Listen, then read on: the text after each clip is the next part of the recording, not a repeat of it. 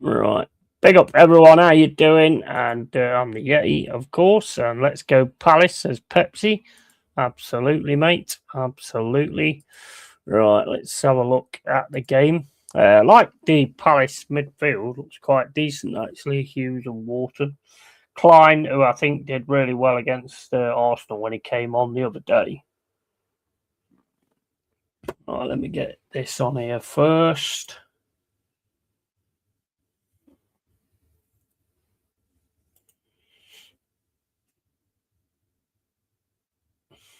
Oh, some yellow card there straight away for Danzo. Good free kick as well outside the box here for Palace. Right, let me just find this shit.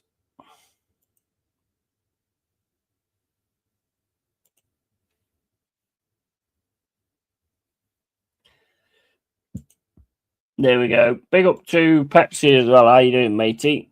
What is that? Oh no. I had to see that again. They're going to show me that again? I want to see that again.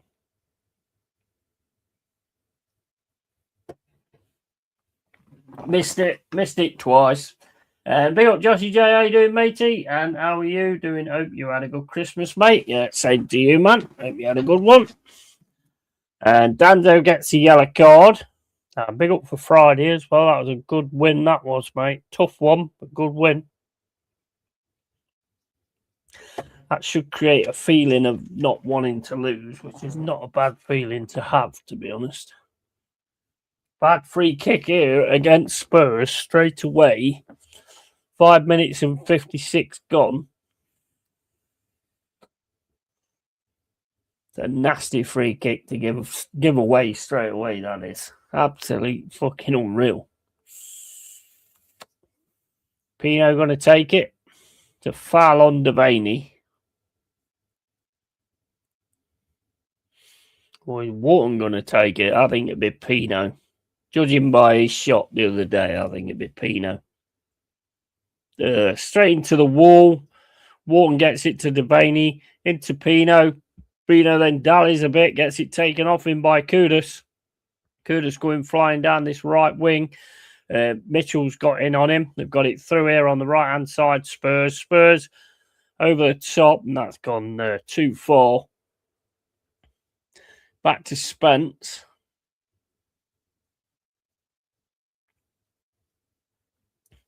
Devaney again gets the ball away, gets it to Hughes, back into Devaney. Pino up the middle of the field. Mateta, lovely ball over to the left-hand side. Mitchell gets the ball back into Mateta, but it's kicked away by Van der Ven. This has been a quick starting game. I had a nice, relaxed Christmas day and Boxing Day, just how I like it. Nice. Bro, I had like 3 or 4 cans of Cruz Campo before my dinner. I don't remember anything after my dinner because I'd not had anything to eat or anything. So yeah, I did overdo it a little bit there. I don't remember anything after my dinner, and I did 2 streams. So I go on this like autopilot thing where it seems like I'm there, but I'm not. It's crazy. Absolutely crazy. And the next day, I can't remember shit. I never used to be like that, to be honest, but I seem to be like that now. And right, so got Spurs throwing. 8 minutes and 5 gone. Porro with the ball. Good fast start so far.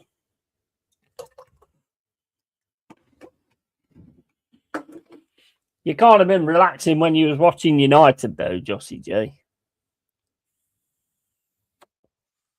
That must have been tense when you was watching United be 1-0 up, which is a cracking goal from Dorgu. It must have been tense.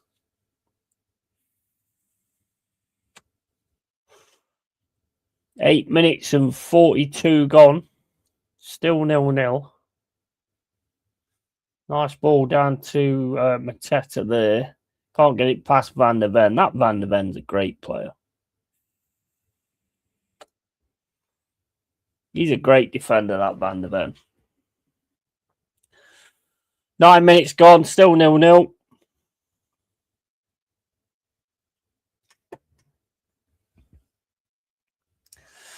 Kicked up the field. That should be headed away by Mitchell. And Spurs now fighting for it in the middle. Gets back to Van der Ven, across to Spence. Spence is going to go down this left-hand side. Gets it to... Is that Kolo Muani? He's chasing Devaney now. Devaney gets it back to Wharton. Wharton puts the ball over the left-hand side to Mitchell, but Kudus is going to get there quicker. With Bergvall now, gets the ball taken off him by Hughes. Hughes into Mateta. Mateta just doesn't think much about what he's going to do with the ball there. 9 minutes and 54 gone. Good start, though. Good start. Second half was so nerve-wracking when we bought the bus. I know, mate. I could feel it myself, mate. Well, my landlady, she's a Man United fan, and I can imagine exactly the way that was, to be fair. And I did think, like, you, Rasterstock, Stephanie, Adam, United fan, must be, like, looking at that and be like, oh, my days, clear the ball, clear the ball. It's good to get a win like that, though, to be honest. That builds a lot of feeling, a lot of mentality.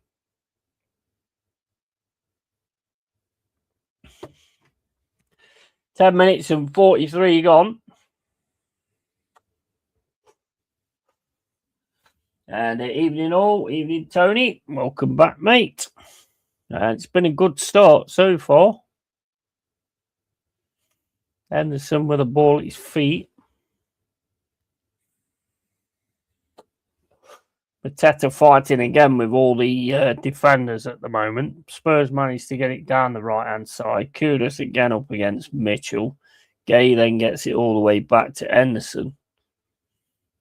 Henderson, oh my days. My days. Gay with the ball now, plays it down the left-hand side to Mitchell. Mitchell gets it into Pino. Pino again gets mugged. Mugged a few times trying to do skills and shit. Sometimes just do the basics, Smash a like, everyone. And Jossie, cheers, mate. Cheers for that, Tony. Van der Ven now.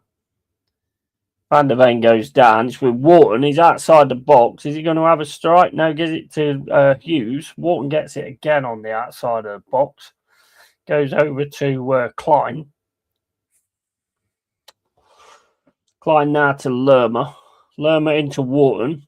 Wharton's going to go down this right-hand side. Has to drop it back to Klein. Klein puts the cross in. Ends up with Hughes. It's Devaney. Devaney has a shot. It's a Spurs player, Mateta. Mateta can't get the final touch on it. And it's kicked away by the Spurs defence. Good start, though, to be honest. Good start for a game for a neutral anyway. Devaney looks like he's on it as well.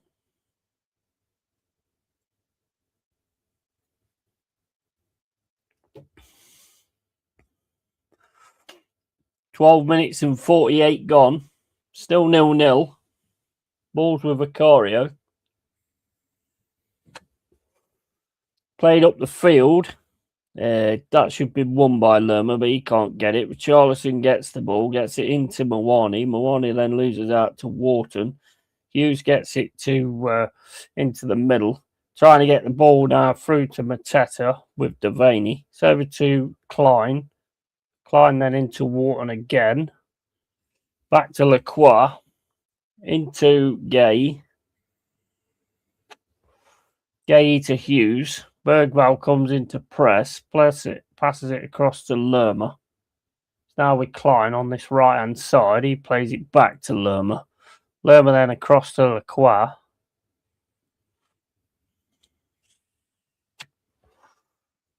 Big up, mate. Big up, Jack. How you doing, mate? And seeing R9 in crowd at tennis makes me want to buy another classic shirt for this legend. Yeah.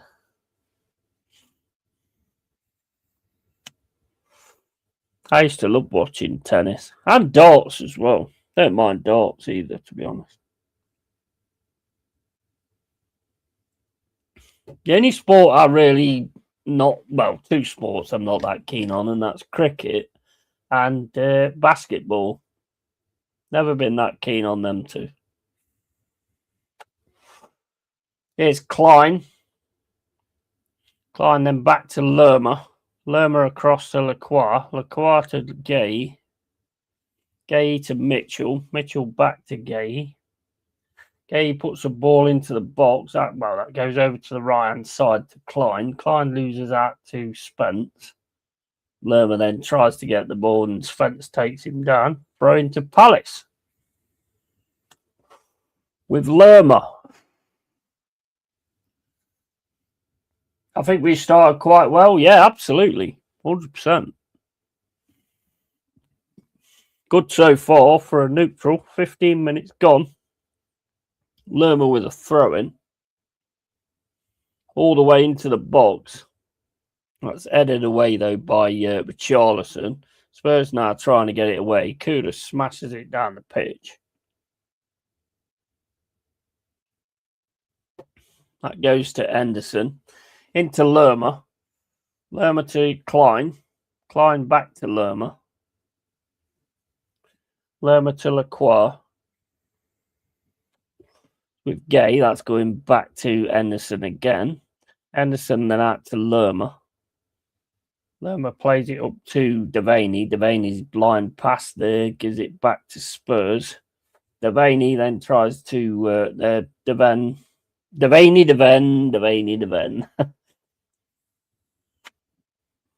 With Danzo, plays it down this right-hand side. Ball over the top, looking for Bergvall. Can't find Bergvall. Gets it to Kudus. Kudus to Bergvall now on the right-hand side. Gets it into Kudus. Kudus is getting absolutely crowded out. Bergvall gets it to Porro. Porro puts it in the middle, and it's a goal for Richarlison.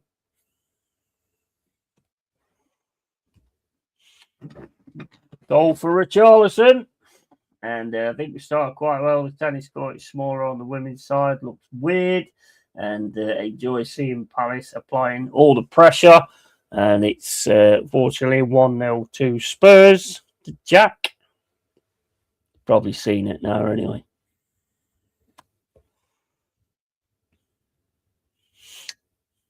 There are 3 players on Kudus there. Do you reckon one of them should have got in on him? Oh, wait a minute. Bergvall. I thought it was offside there. I think it might have been, to be honest. It was close, I reckon. But let's have a look.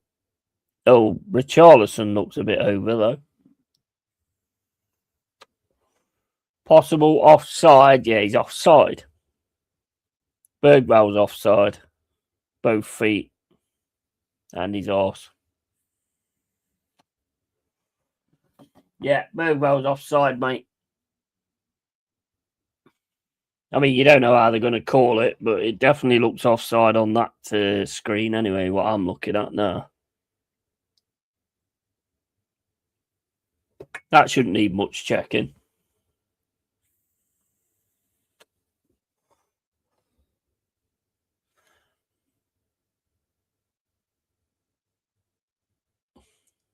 Offside. Right, goal's taken off. Still 0-0. 17 minutes and 58 gone. Still 0-0. Palace and Spurs.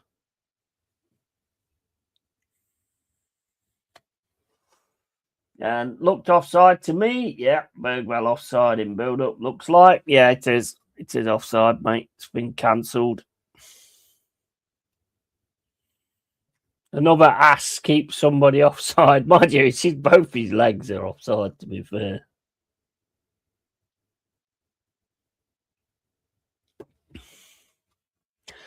$18 minutes and 32 gone.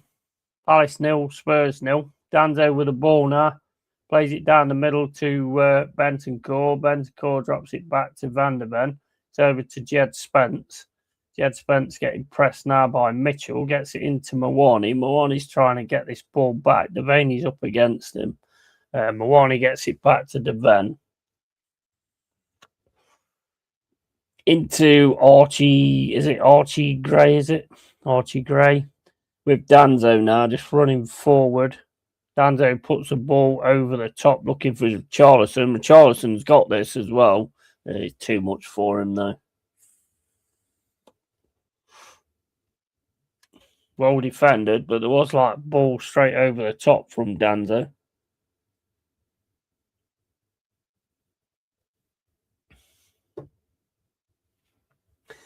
Shows Lerma isn't a natural centre-back because he was much deeper than Gay and Lacroix, who are in tune with each other, and offside or not, diabolical defending. Yeah, it was. Yeah.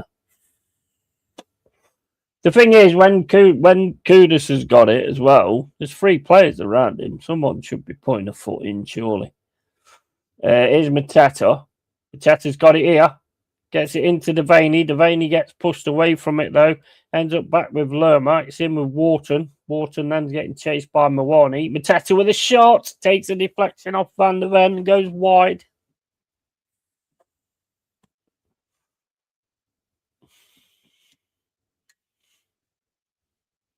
Nice keeping the ball, though, there from Palace. Gets it into Devaney, but Betancourt stops him. Then gets it into Wharton. Wharton plays it into Mateta. Mateta's shot just hits the Ven and goes wide.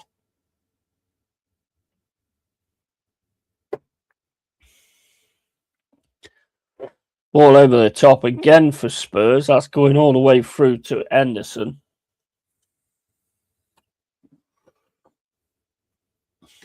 20 minutes and 45 gone. Ball's now with Lerma. Lerma over to Lacroix. Lacroix then puts the ball up the field. Wharton manages to win it. Mateta gets the header on. Devaney chases it, but Devan's all day long that. And here's Vicario. Plays it out to Danzo. Danzo to Van der Ven. Back to Danzo. Ugh. On the right hand side at the minute, Kudus trying to win the ball, loses out to Mateta. It's Pino. Pino's pass again. He's a little bit off there. Back to Kudus. Archie Gray gets it, gives it to Mawani. It's back to Jed Spence. Jed Spence now gets it through both of them. Wharton manages to win it. Archie Gray's chasing him and pulling him back. Gray gets a yellow.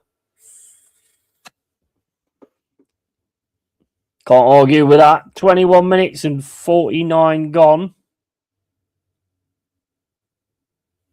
Yeah, he's pulling his shirt off. Good afternoon, Yeti. No watching. Hope you are all having a good day so far. Big up to you, Endon. How you doing, mate? What's your thoughts on yesterday, Endon? Because I'm asking every Arsenal fan that comes in. So I didn't ask you, Pepsi, actually. So what's your thoughts as well? I've asked Tony. Free kick to Wharton. Puts the ball into the box. That's straight in the hands of Vicario, though. 22 minutes and 30. Vicario with a ball. Rolls it out to Van der Ven. Over to Jed Spence. Jed Spence with it now, running down this left-hand side. He's got away, but pass is cut out really well by Lerma. And Lerma gets it back to Wharton. Back to Lacroix.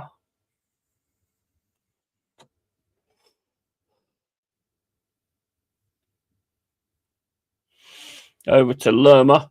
Lerma then gets it across to Klein. Klein to Wharton. Back to Lerma. Lerma then to Lacroix.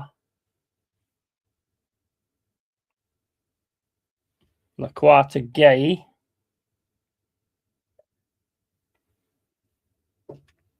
Back to Lacroix. Same old rubbish from Arsenal. Unsustainable performance. Road luck with the own goal to win the match. Not good enough. Yeah, 100%. 100%. Totally agree with you. Wharton cuts that out, gets it to Devaney. Devaney then passes it across to Pino. Pino's going to have a shot, but that goes over the ball.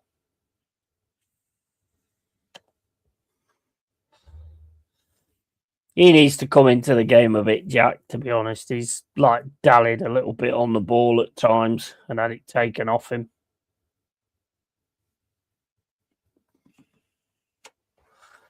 Hiya, Jack, and come on, Palace, beat the Spuds. Absolutely. I'll do the same as what we did.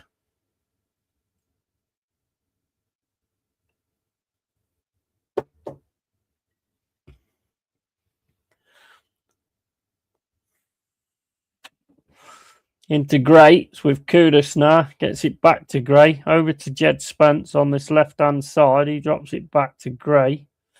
Gray then into Bentoncourt. It's over to Van der Ven. And Van der Ven to Danzo. Danzo gets it to Porro. Porro then fires it over the top for Bergvall, and that goes out for a throw-in. 24 minutes and 45 gone. And Arsenal have reverted to the 14 draws and 4 losses of last season, playing cowardly football. Arteta going to fail again. Yeah. Mate, it's looking that way. I have to say, it's looking that way. You see the cracks appearing. And the thing is, when you play Aston Villa, if you try and do that with Aston Villa, where you just like try and shut up shop, that's where Aston Villa seem to be dangerous. At that point of the game, that's where Aston Villa really seemed to be dangerous. So I think that's where they'll be a lot better than Brighton. I don't think Brighton was up to much at all yesterday. Raya saves the points for me. That save was excellent.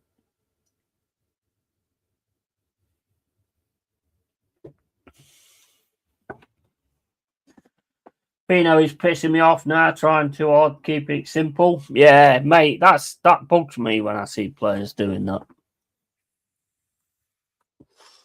It's like it's not the keepy uppy championships and the skill championships, is it? Just do the simple things and get the ball to your opposite number, and get it sorted like that. You know.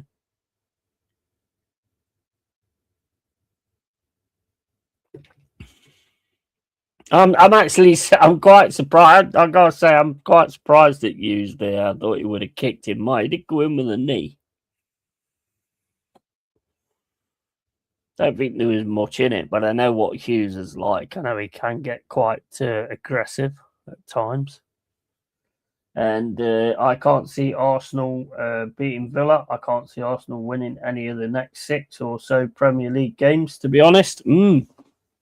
Well, mate, I mean, if we can put that performance on like we did against City yesterday, then I'd totally be confident about us getting something on you.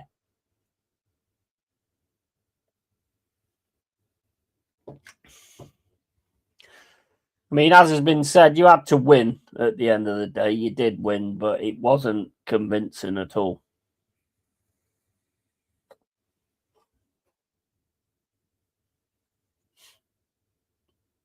It's got to change because you will get found out eventually.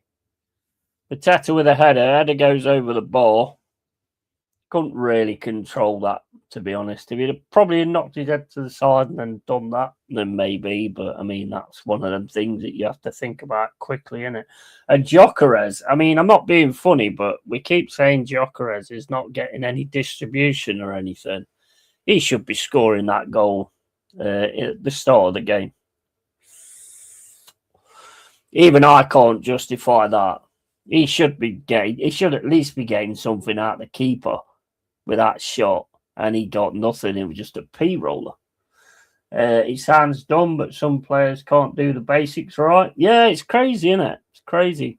I think it's like they think they're on a highlight reel or something. I mean, they are, I suppose, but you know, just do the thing is, if you do the basics, you can still end up with quality assists and things like that. You can still end up with quality highlights if you do the basics, because you'll still be part of the build-up, won't you? If you lose the ball, that's it. You're not part of any build-up. You're not part of anything. I mean, Gibbs, what I thought was fantastic yesterday. I thought they all was. Winning games by own goals is not sustainable. Nope. Big up, yeah, mate. I'm back, bro. How you doing, matey? Welcome back. No, it's not. It's not sustainable at all. It absolutely is not sustainable. And that Villa game's going to tell a lot, to be fair.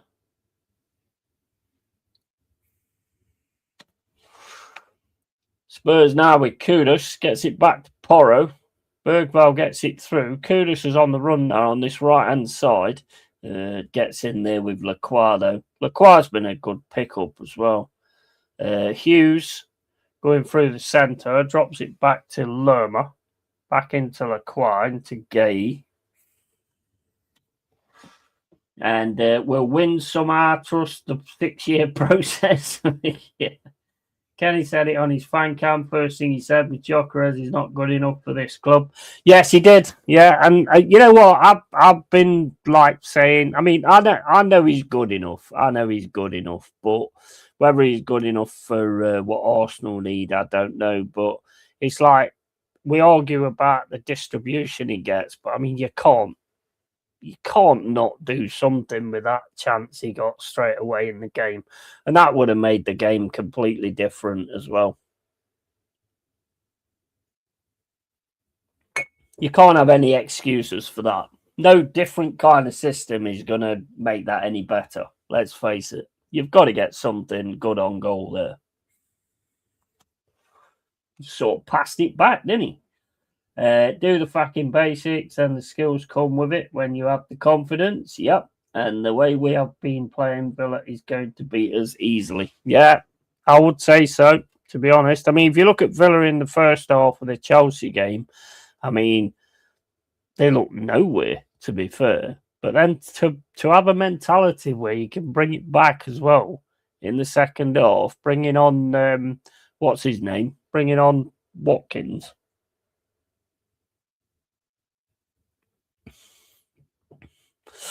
That's something special there.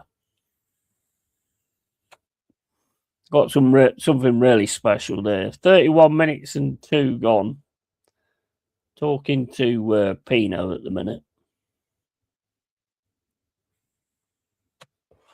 I'm guessing Glasner's just told him to do the basics.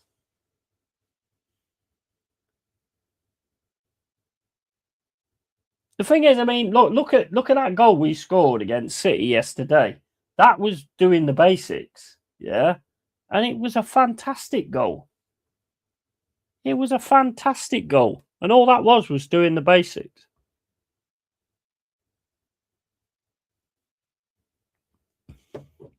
Get the ball, pick a pass it on.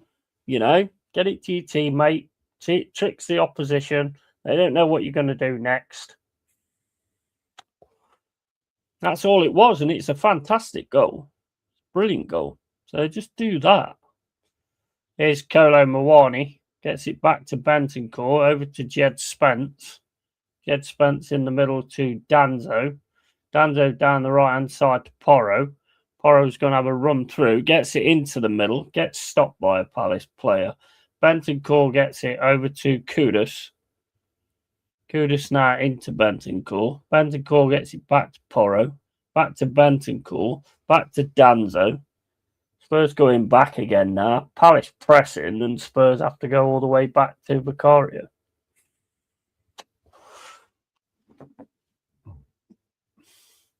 Where's Michael Chelsea? Saw his rant last night. I have no idea, mate. He don't tend to be around when they don't do well. And Gyökeres is a good striker. He just gets next to zero service. When he went off, then Saka and Odegaard playing the kind of passes to Martinelli and Jesus that Gyökeres could thrive on. I agree. I do agree with Yenden, but that chance at the start of that game, what better service can you want than that? I mean, I know it's only a one-off, but I do agree with the fact that when Jesus came on, as Tony said at the time, that when Jesus came on, the distribution to Jesus was a lot better than it was to Gyökeres. I think there is something there. There is something there, but he should be finishing that chance. Where Saka's concerned, I mean, he was greedy as shit last night. You know, he was absolutely greedy as fuck. Buddy Shilly is his favourite player. Oh, okay. Big up Josh, J. Michael, and Rasterstock Yeti, mate. Absolutely. And Gyökeres won the Gerd Muller Strike Award for UEFA last season. Yeah. Oh, I I don't say he's not a good player. I do think he is a good player. I don't think he's been completely put into the tactics or anything like that. But the same point, he's got to get something else on that shot. Even if he'd just had a good shot and worked the keeper, maybe confidence level or something. I don't know. I don't really know, but I've seen his quality, mate. I've seen his quality. A friend of mine's a Sporting Lisbon fan. It was Sporting Lisbon, wasn't it? Or wherever he was before.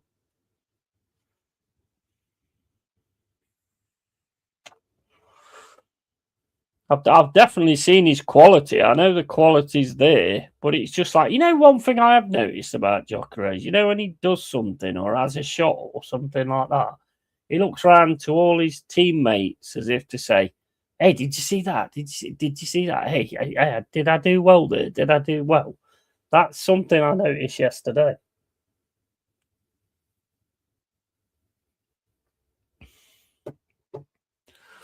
I do think he's a good striker, though.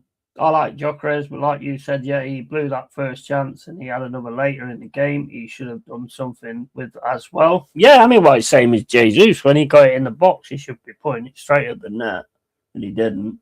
I can understand if Gyökeres was missing 5 or so clear-cut chances in a match, the bloke barely gets 1 or 2 in a match. Yeah, true. True,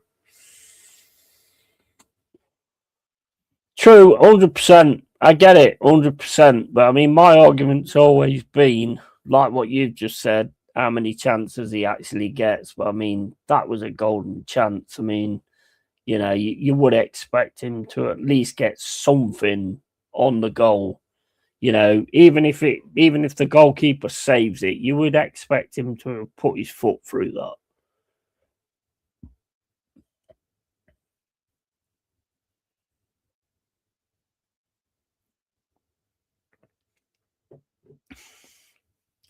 Let's put it. I tell you what. Let's put it this way, right? With a good manager, I think Gyökeres would absolutely fire, 100%. I do honestly. I think with a decent manager, Gyökeres would fire. Gyökeres is a better signing, and he knows that he's at Arsenal for the next manager and not for Arteta. Yeah, fair play. He's good at Villa as well. That Malin, yeah, he's decent, isn't he?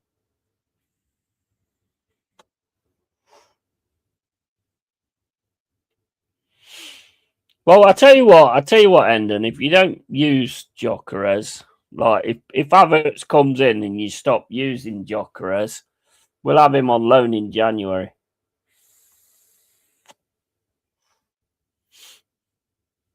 There you go, Devaney back to Klein. I like Gyökeres. I mean, I've always been calling him up, to be honest. I mean, there's some reason why things ain't working out. Gyökeres would shine at Villa under Emery. Yeah, probably right. I mean, we don't know for sure, but you're probably right. I know he's a good player and he's good at getting assists as well. So, I mean, I would have thought he'd be the perfect man for Arsenal, to be honest. I've said that for a while. But, I mean, you got to take into account also, though, as soon as Marino comes on or Havertz comes on or Jesus comes on, the whole distribution thing changes to make sure that they get the ball. So, I mean, what's that all about? Is that seems weird to me. Havertz will play 2 games and then get injured again. Yeah, probably. Well, you're hoping. I think Gyökeres would do well with Emery, Amorim, slot out, etc. Yeah, spot on, Tony Near. Arteta is just a fucking douche nozzle. There's no fucking clue. Yeah, I agree.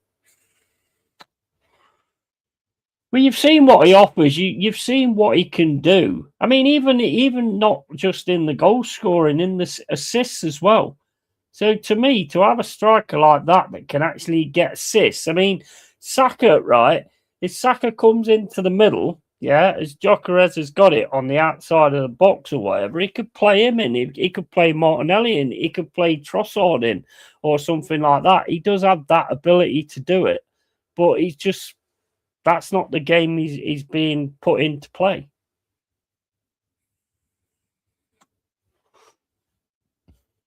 I've seen him do it, so I know he can actually do it.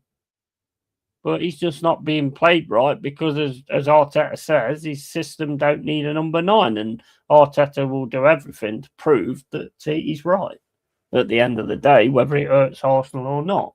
Because Arteta knows he's got nothing that's going to hurt him. Nothing's going to hurt Arteta, and he knows that. And that's the worst thing, really. Worst thing is when you have someone who knows they can do what they like with no comeuppance whatsoever.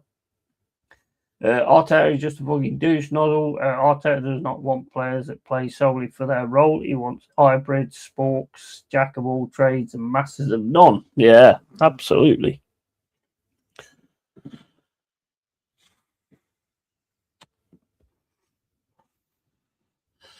I think if you could get the ball to Gyökeres, because this is the way I see Gyökeres, right? There's a shot from Mawani. That's good diving tackle there from Gay.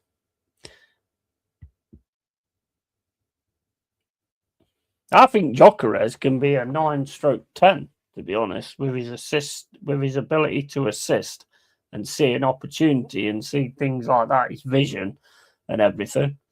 And then if he started doing all that, is handball, but I don't think it's.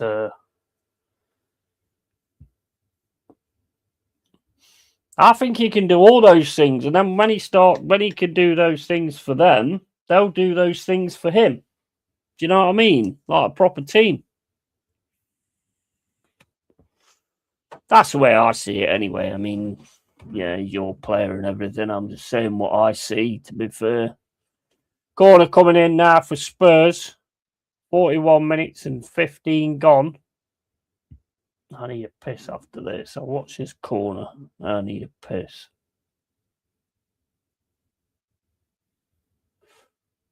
Headed back in. Oh, it's in the goal. It's in the goal off Archie Gray. Ball was all over the place then. It was up in the air, headed from one, headed from another, and then Archie Gray managed to get an header back into the net. 1-0 Spuds.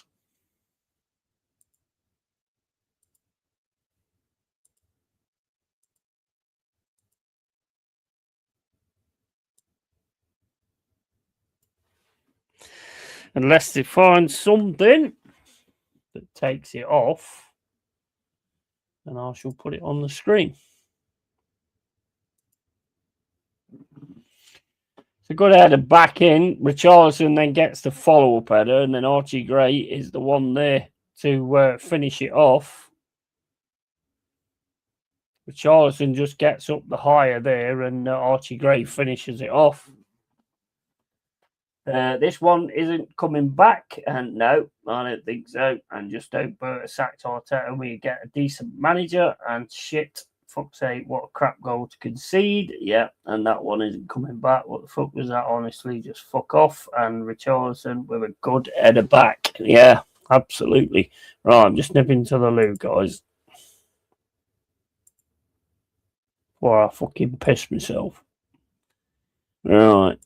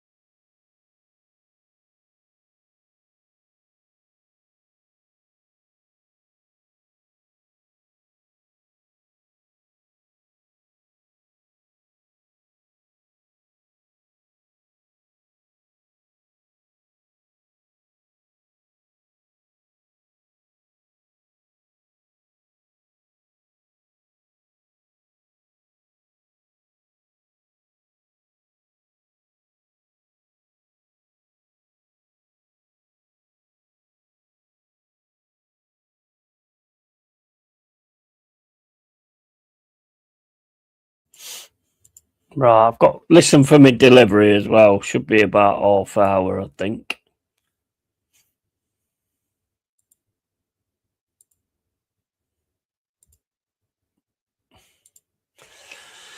So 1-0 Spuds, and come on Palace, and fuck's sake, all the time against shite teams we fold, fuck off, and always give shit teams gifts. Fucking Make a Wish Foundation FC. Yeah. Yeah, that was a crazy one, to be honest. As soon as he added it back into that melee, it's always going to be a difficult one. I mean, I ask you a question, right? If Jesus was on, do you think he finishes that chance? Or Havertz? Or Marino?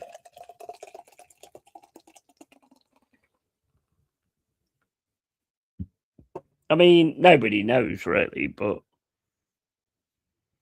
do you think Haaland finishes it?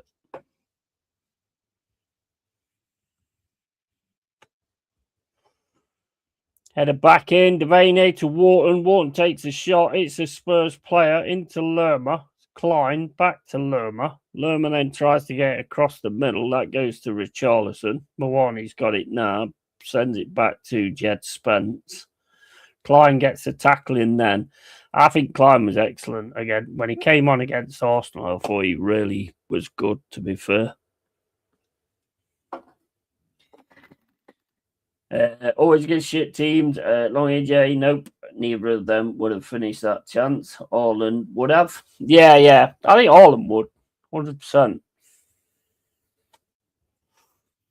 I just think he needed to sort of wrap his foot. But I mean, that could be down to confidence as well. If he's not getting many chances, and you never know whether the wingers are actually going to pass to you or play the ball to you, or they're going to actually try and get on their left foot, which Saka did most of the night, to be fair.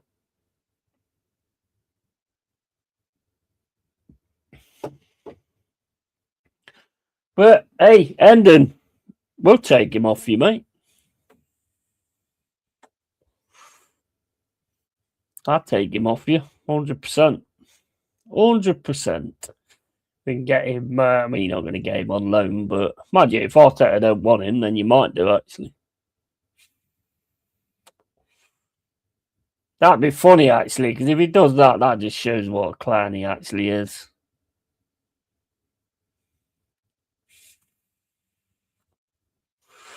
Here's Porro running through the middle.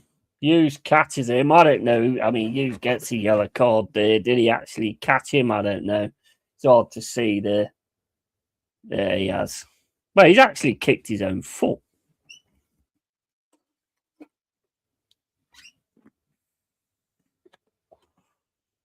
Looks to me like he kicked his own foot.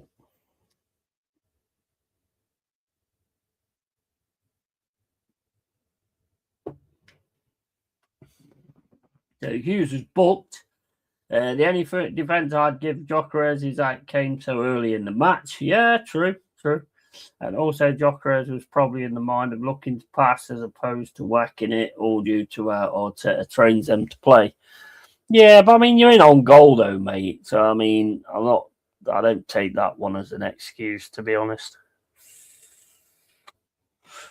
You're in on goal, in the middle of the goal. You've got round the defender. The ball's come to you. You know, I mean, I don't know many strikers that's actually going to look to pass it.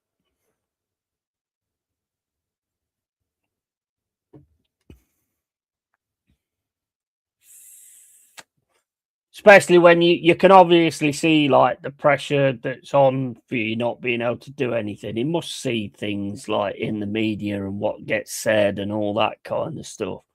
So, you know, maybe that's not helping him out either. I don't know, mate, to be honest. All I'm going to say now is you've got a shit manager. And I think if you had a prime R9, Messi and Ronaldo, you'd still fuck it up.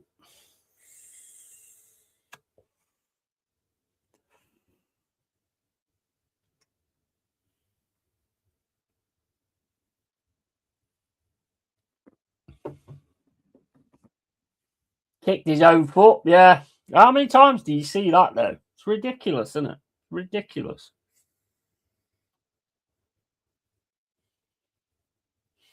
They probably do it on purpose. I don't know. Goal Turkish 1 Liga Al Ahmed Sportif against Faliyetla. Faliyetla 276 Igor Igdor. Fucking hell, mate. You've copy pasted that. Igdor Belly Diespor. Nil. Fucking hell. I love talking football, Yeti, mate. Absolutely. That's what it's all about, isn't it? Spot on. The single point of failure is this fraud of a manager or Arteta. Yeah, 100%. 100%.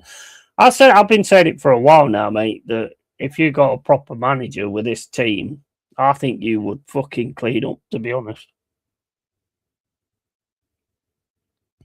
He started, like you had that style where you went gung-ho all the time. And then he started to make it the conservative thing. I think he's got more into the conservative thing than the gung-ho thing, which actually does work against some teams. Some teams you can actually go gung-ho. But now he's got that conservative thing. And this thing he's doing this season is the worst for me. This is the worst sign I've seen. And that is as soon as you get in front, it's like, right, we've done the job, shut up shop. It's the worst thing you can do to any team because basically what you're turning around and saying to that team is, this lot are fucking useless. These ain't going to be able to do shit. And we've won the game. Just play it out and then we're going home because this lot can't do anything. Did it against Wolves. And Wolves started to come onto you and they started to play some really good stuff as well. It was only when you decided, and I think that was more player than Arteta personally, that the players decided, you know what, we're not losing this. And you manage to win the game, But this thing where he starts like sitting back, it's typical Arteta, to be honest. It's just disrespectful. Did it against Sunderland, came unstuck as well. I said that it would all go wrong with the moment Odegaard is shoehorned back into the starting 11. I mean, what did you think of Odegaard yesterday? Yes, he did some good passes and he did some good stuff, but his pressing, he may as well not even bother. I've never seen, well, I wouldn't even call it pressing, to be honest. I'd call it trying to take the player out of concentration by looking at how much of a prat he is. And there was times yesterday when Brighton was going on to the ball and Odegaard was there to actually go and stop it, and he just didn't. He just stopped.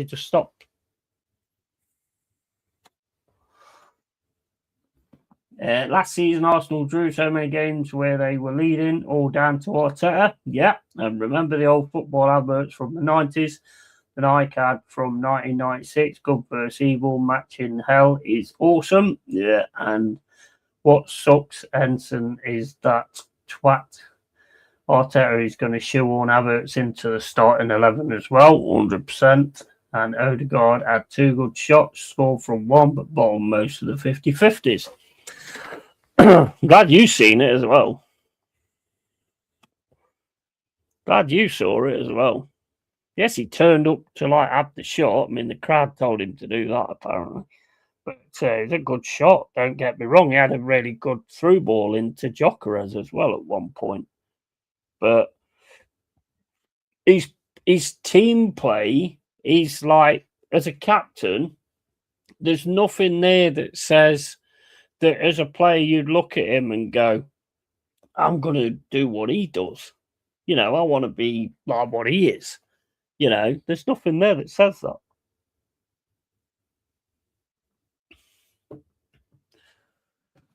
Let Arteta shoot on in Havertz, and this will hasten the decline of the already slim challenge, or will lead to Arteta sacking. Well, at least there'll be something good come out of it then, I suppose. But yeah, hey, I did this yesterday, right? This is Odegaard pressing, right? He stands in front of the player. It looks like a goalkeeper, right? And he's looking to which side he needs to go to. And he does this. It's like What the fuck is that? What is it? What is it? What is he doing? What's he fucking doing? Surely you've got to go forward. That's not pressing. I swear he's just trying to make the opposition player laugh and lose the ball. I've never seen anything like it, mate. Honestly. Honestly, I've never seen anything like it. Why does he do that? And when it comes to actually going and getting the ball, the amount of times I saw him yesterday just not bother.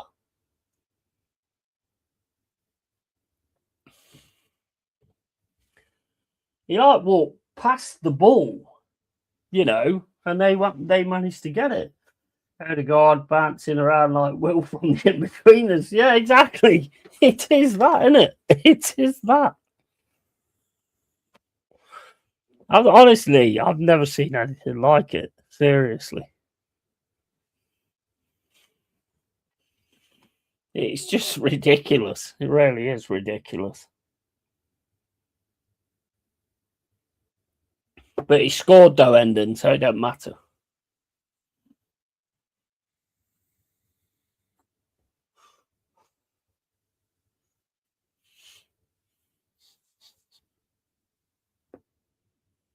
I wish we'd have put the performance in we put in against City against Brighton when they came here, because they wouldn't have been winning it, and we'd have given Sunderland a fucking good go as well.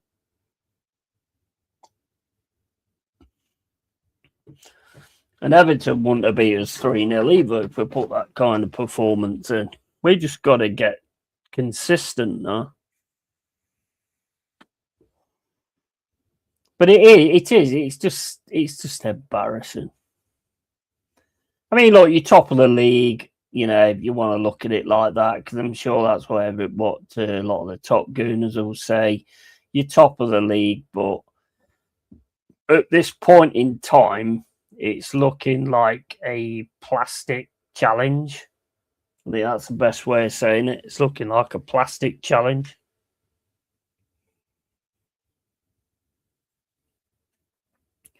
City had to fight really hard to beat us yesterday.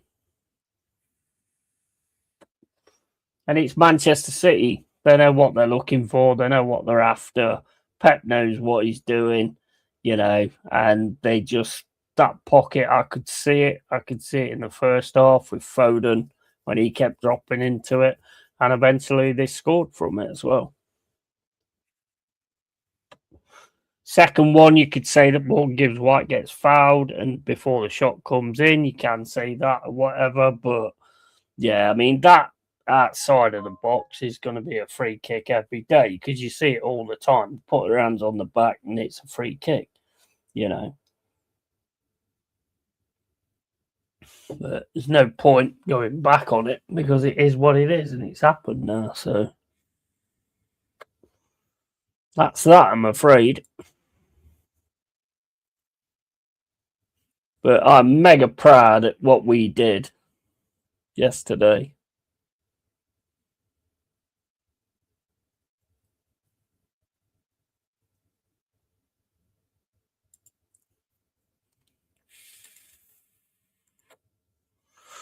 I think, actually, like Tony said, I think we deserved a draw, actually, yesterday.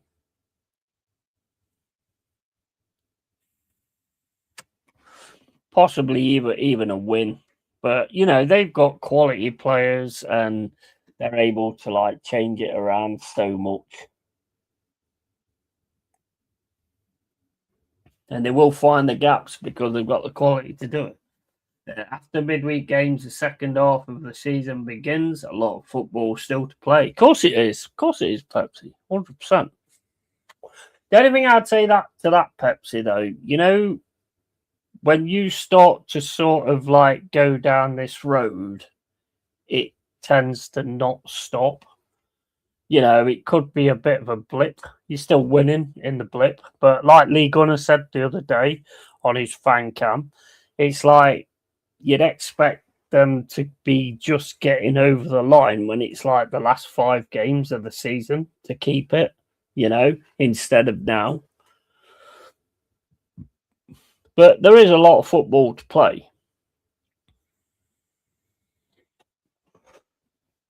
Nothing's solidified yet. I mean, Liverpool are starting to get themselves going now. Yeah, they play Wolves and that, but they are starting to build themselves up again now. So Aston Villa are looking good as well. So, who knows? Who knows? I'll take playing better in second half of season with poor start and being first. Yeah, absolutely. Of course you would. Of course you would. Of course you. I mean, you can turn it round eventually. Maybe you can actually turn it round. And I mean, you've got Gabriel back now, although he might have been rushed back, which hopefully doesn't fucking come back to haunt you. But you've got Gabriel back, so I mean, your set pieces are ultimately deadly again straight away. I mean, let's not piss around here. I mean, with him, he's very good at those set pieces. He knows exactly where he needs to be and everything. So you're always going to have that option of him getting something from like a set piece. I mean, I did say that if you do it, then, I want you to like proper deserve it. And if you do it now, you are going to deserve it because of the way it's going at the moment.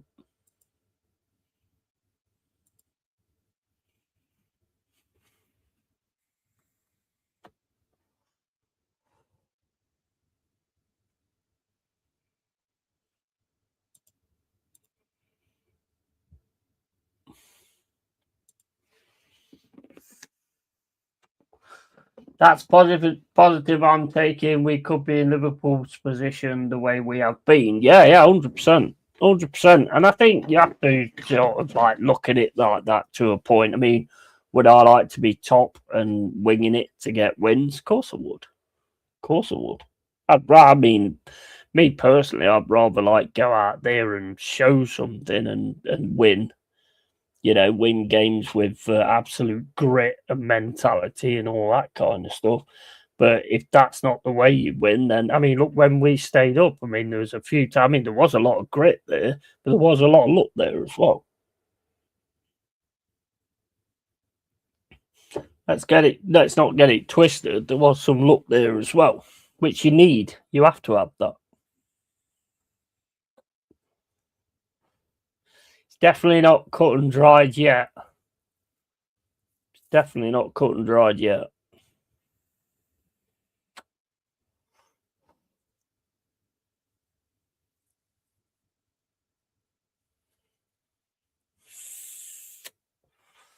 If you want my honest opinion, I think what you need to do to actually finalize it right now is to get Gyökeres scoring like we know he can.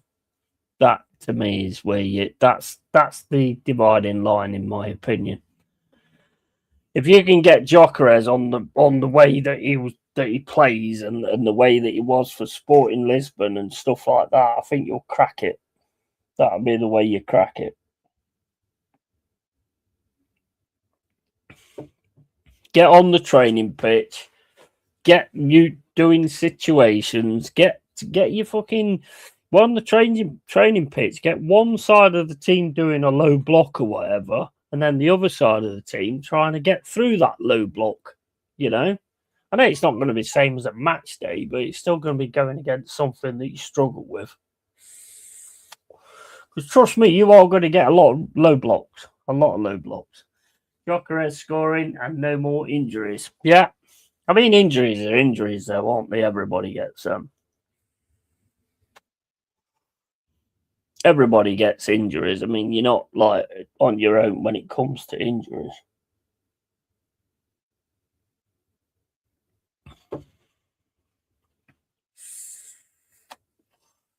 But Calafiore, he's got a hamstring again now, hasn't he? His hamstring's gone apparently. We had Eze Madueke 1 year on the bench. They about to make more chances for Gyökeres. Yeah, I agree. I totally agree. Not arguing with you. Definitely not arguing with you. I agree totally with what you're saying. And yesterday, with that Brighton game, you'd probably been better, like bringing Eze on and Madueke and just seeing what they could offer. But there's certain players, as is already said by Seymour, Dr. Seymour, there's certain players that are just always going to be on the pitch, and that's it. Which is fine when they're performing and they're doing all right.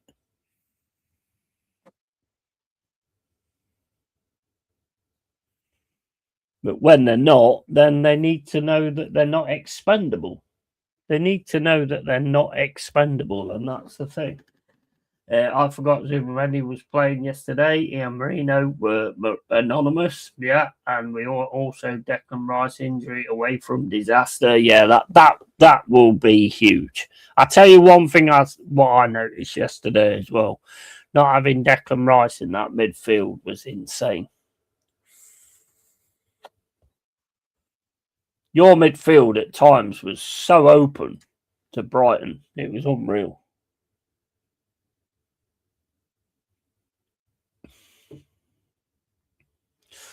Spurs free kick comes in straight in the hands of Henderson. Come on, Palace. 46 minutes and 36 gone.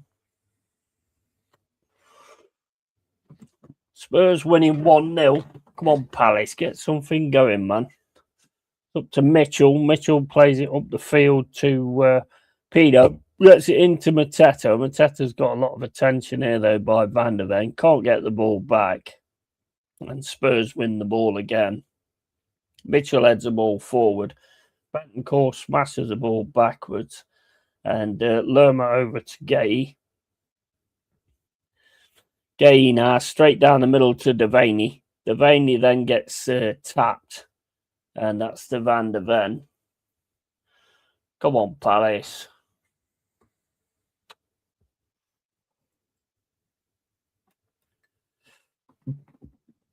We miss a party type enforcer in midfield. Zubimendi and Odegaard are too soft by comparison. Yeah, absolutely. And good evening, Tony Claude Gunnar. How you doing, bro? You all right? Yeah, you couldn't help Arsenal this weekend. Mate, we tried. We tried. You couldn't help yourselves, though, really, could you? And yeah, he big up players ain't buying what Arteta is selling. Nope. And big up to Endon. Big up, guys. Big up AFC always. Big up to Tony Claude as well. Bro, we tried. We tried our hardest to get something out of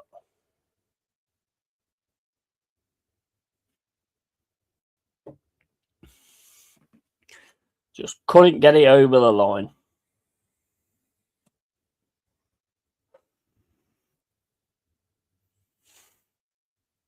You're all right, though. You got a lucky one, Tony.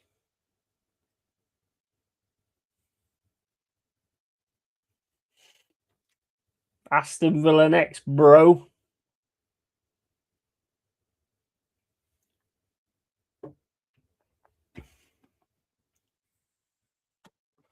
And as we've already talked about this, Tony, that chance for Gyökeres right at the start of the game, even I can't put that down to a system.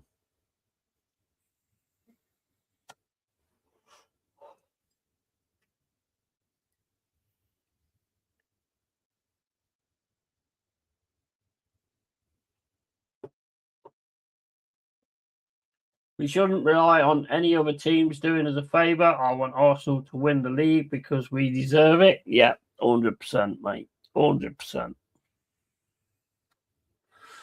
Villa midfield will overpower Zubimendi and Odegaard, and I see Rice getting injured in that one. Yeah, big up Tony, mate. Yeah, big up to you, man. Make sure you follow Tony Claude Gunner TV as well. And also Jossie J and Rasta Stocks. Yes, and then Odegaard is too soft, not capable, not cajoled by his goal. Yeah. Bro, he was, mate, the amount of times he stood off and let Brighton just pick up the ball was insane. And then I'm hearing, Odegaard had a good game yesterday. Yeah, he scored. He did all right going forward. But when it comes to the other part, where you want your captain to get in there and get involved. You weren't there. Aston Villa will be the biggest test. Yeah, 100%. 100%. That is going to be a massive test, Aston Villa. Because if you do that at the end, if you go 1-0 up or whatever and you try and shut, that's where Aston Villa will really come into it. There's Spurs now on this left-hand side with Mawani running straight through. Jed Spence can't get the cross in there. That's going to be a corner to Spurs. But yeah, I wasn't convinced, Tony, to be honest. Then we have Man United and Liverpool 2 at the Emirates. Not easy at all. No.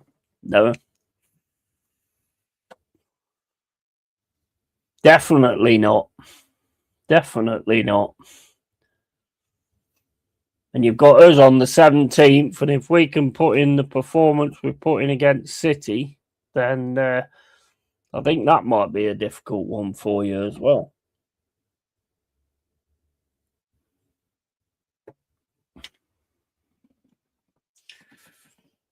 Then we have Man United. Keep the chat alive, guys. Smash the like. Cheers for that, Tony. Hope you're well, my brother. You and Mrs. have had a good Christmas.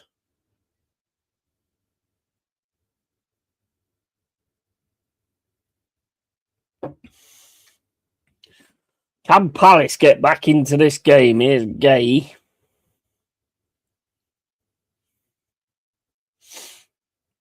Gay across to Lacroix. Lacroix straight down the right-hand side. Palace on the attack now down the right side. Cross comes in. Kicked away again from Spurs. Mawani now trying to defend. Palace get it with Klein. Ball comes in from Lerma. Headed away. Mitchell puts it back into the box. And that goes out for a throw-in. 52 minutes and 28 gone. Yeah, I love this football chat, whether with Forest fans, Arsenal fans, Palace fans, whatever. It doesn't matter to me. Man United fans. We got a real tough one Tuesday, Tony. I'm thinking the way we are looking, Emery going to hurt us, and not looking forward to the Forest v Arsenal match at all. Says Endon. Yeah, we've got to make sure we turn up for that.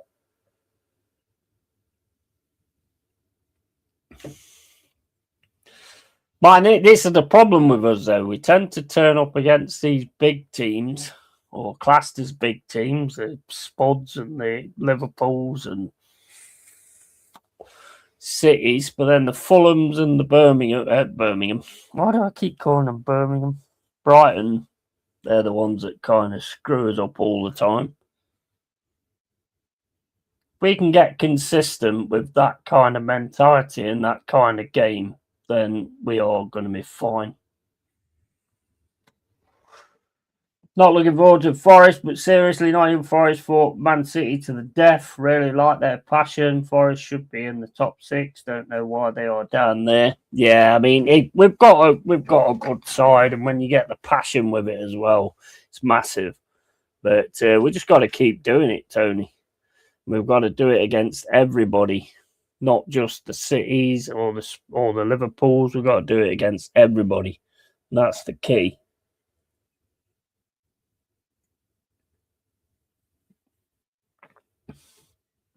I think we'll outwork you. I definitely think we'll outwork you if we actually turn up that way.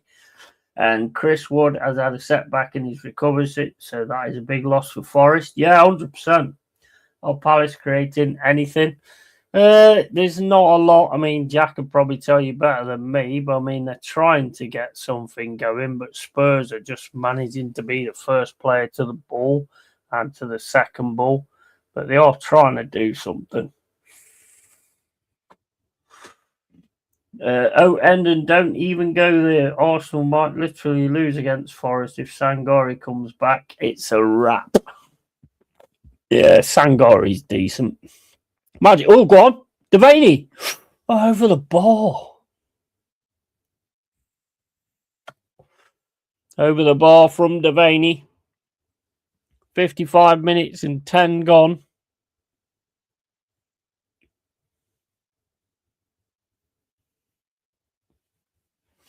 And Endon don't even go there. Oh yeah, I just read that.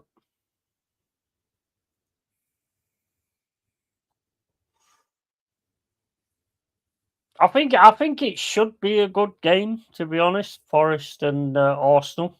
I just really, really hope we turn up for that one, to be honest.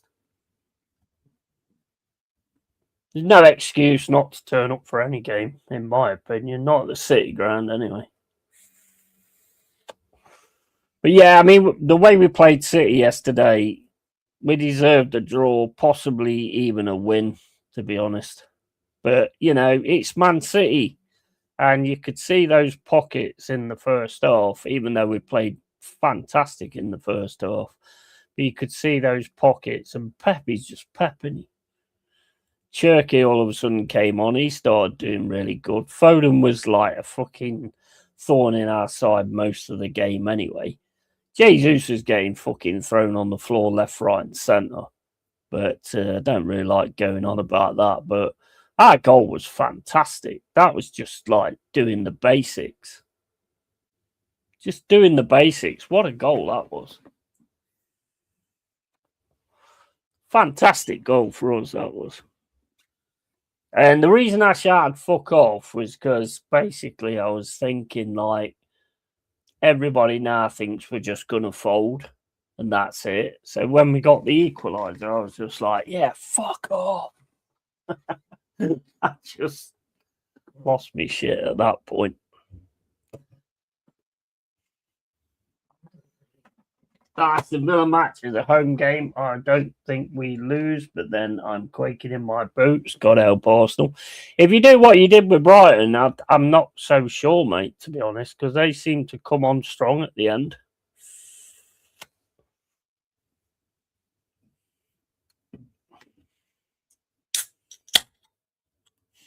If you try and shut up shop with Villa, I think you'll come unstuck. Especially if you're only one up. Or even if you're two up. I mean, they have the ability to do that. But I think if you try and do that with Villa, I think you'll come unstuck.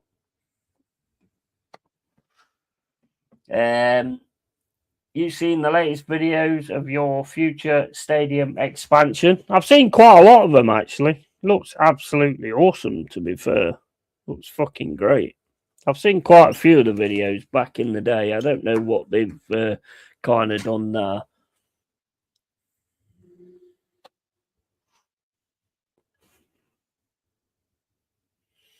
Oh, Nketiah. Oh, no, he's smashed by Danzo. I think that hit his hand as well.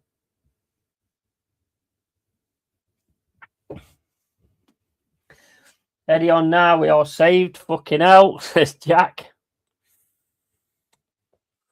Got away well there, to be fair. Danzo's on him, though. 58 minutes and 40 gone. Come on, Palace.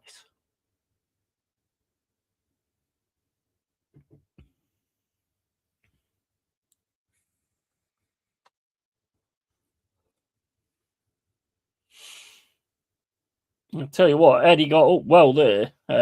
Hughes passes it forward. Kudos has been a bit of a pisser all day, to be fair.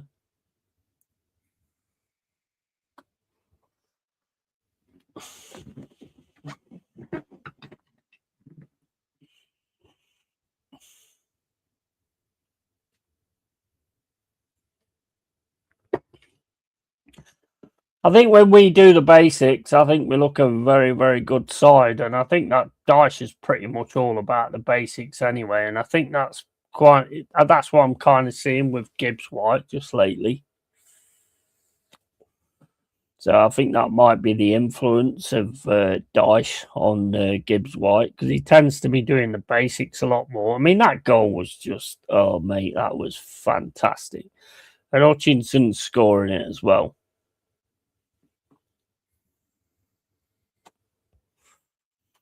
I've already said our game on January the 17th. I would not be surprised at all if Hutchinson don't bag a winner.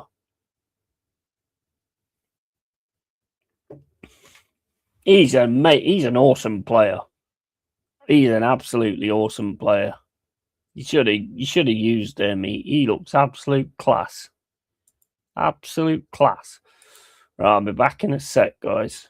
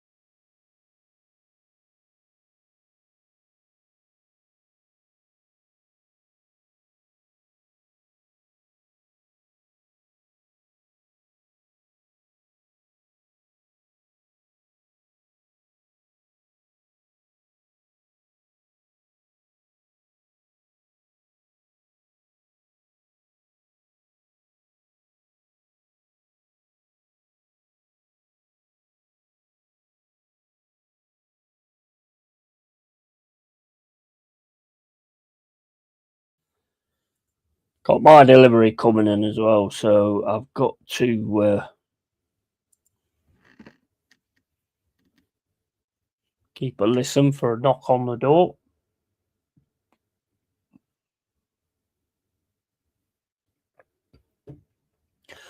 Odebert and Paulina coming on.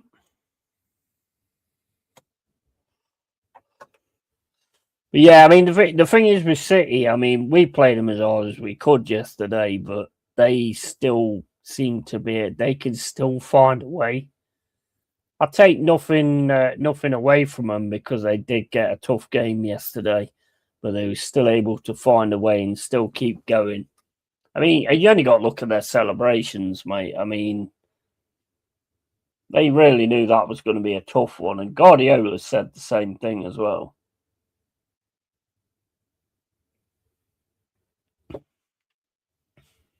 Although Guardiola did say we was playing Champions League football last season. No, we wasn't. But Eddie in the room. Come on, Palace, up the tempo. And me too, Tony. Me too.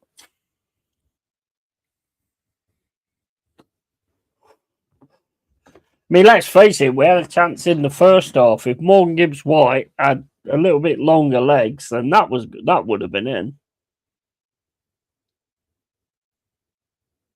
But that's all woulda, coulda, shoulda, isn't it? So that don't mean nothing really. Go on, Palace, get on with it. Go on, Nketiah. Nketiah's pass a little bit short there to Devaney.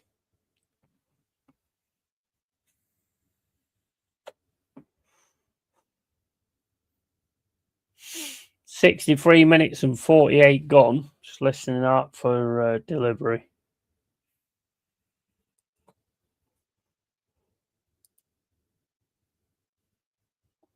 Four stops away.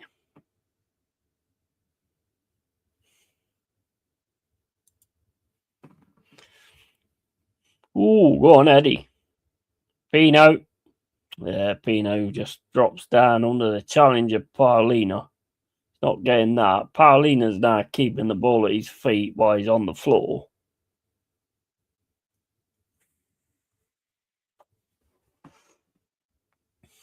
Back to Lacroix. Into Lerma. Wharton. Pino, that's nice. Devaney on this right-hand side. Gets it into Nketiah. Oh. Come on, they're panicking a bit now. They're all panicking. When you've just got to get it right here. Gay into the middle. No, it's headed away by Van der Ven. Into Kudus. Go on, get that Wharton. Nice Wharton. That's brave as well. Into Mitchell. Back to Gay. Back into Mitchell. Mitchell into Nketiah. Nketiah back to Gay. Into Wharton. Spurs just all back at the minute. Pino passed down the right-hand side. Devaney up against Jed Spence. That's going to be a throw-in. And it comes off Devaney, I think. 65 minutes and 40 gone. There's still time for Palace to actually get something.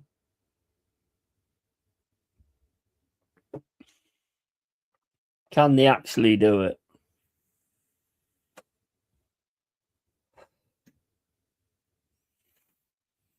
Into Hughes. Hughes got a bit of space here. Drops it back to Lacroix. To Gay, I mean. Over to Lerma. Back to Lacroix now. Lacroix then drops it over to Gay. Gay to Mitchell. Into Nketiah. Nice turn there from Nketiah. Can he get a shot off? No, he's got too many yellow shirts in front of him. Palace fighting now, though, to keep the ball. Porro has to smash the ball out on the right-hand side. That was better. That was a nice turn from Nketiah there.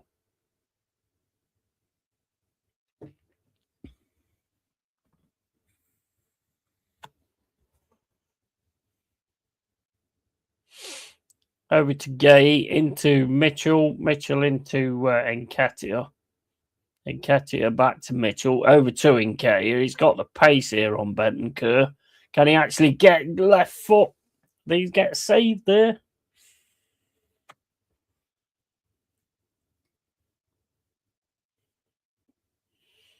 Was that a save from Vicario or was it just a bad shot? It's a bad shot.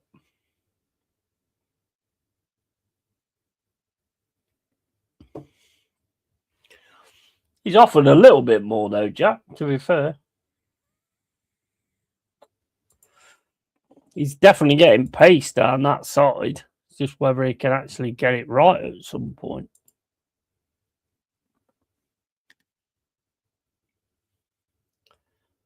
Palace really driving for it now. Into Pino. That was not a very good pass though there from Devaney. Palace throwing though on the right hand side. Time to go. There is time to go. Lerma with a throw in.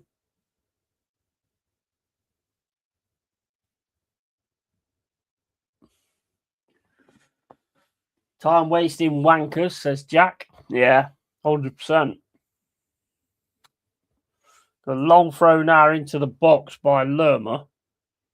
Ball comes in, headed away by Spurs. Mateta then gets pushed by Richarlison.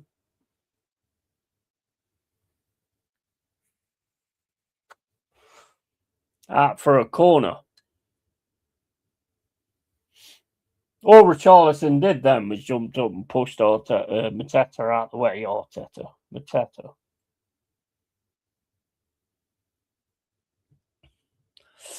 Go on, Wharton. Put it in the corner, mate.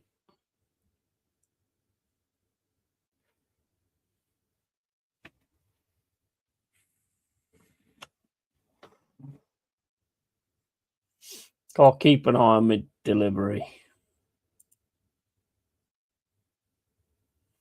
4 stops away.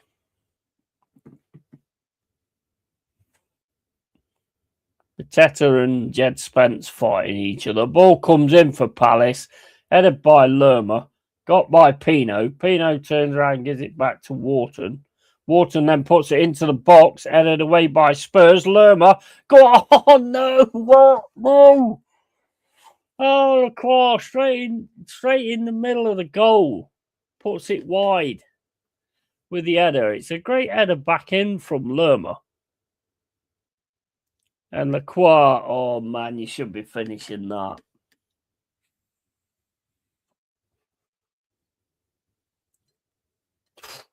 Man.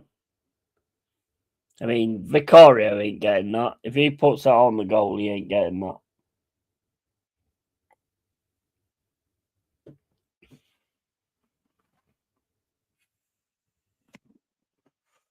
Go on, Palace. You've got plenty of time to get back.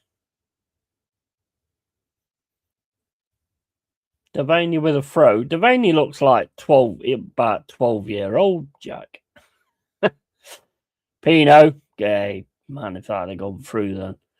And Spurs with it now with Kudus.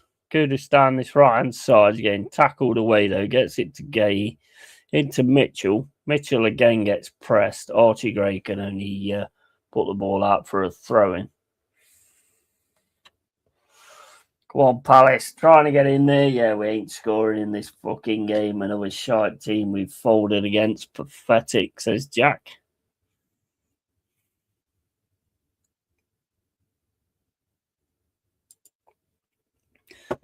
Ucha's coming on now.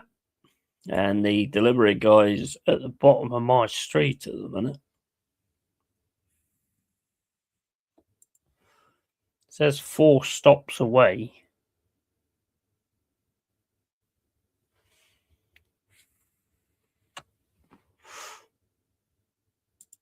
All right, I'll carry on like watching the game, and I'm going to keep watching out the window as well.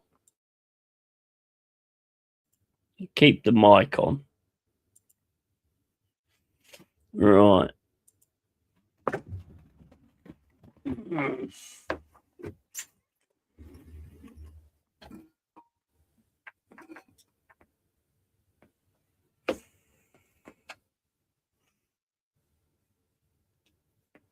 Go on, Palace. But, it's picked up by Vicario.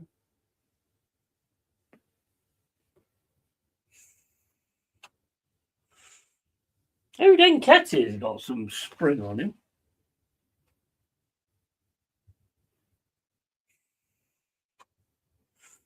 Into Spurs. Spurs panicking at the minute. Mateta gets it now. Mateta gets through. Fucking challenge comes flying in by Bentancur, I think there is.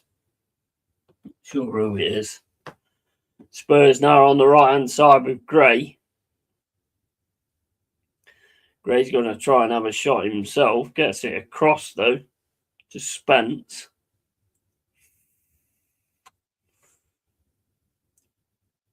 Shot comes in easy. Take put Henderson. Get the ball out quick.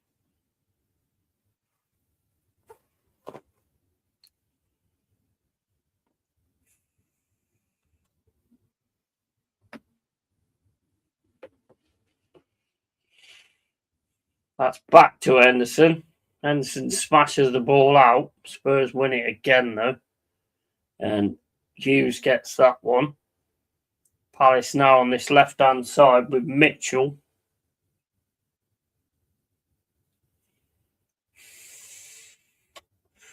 Mitchell into Nketiah. Back to Mitchell. Over to Hughes. Hughes puts it in the box. That's headed away again. And kicked out from Kudos.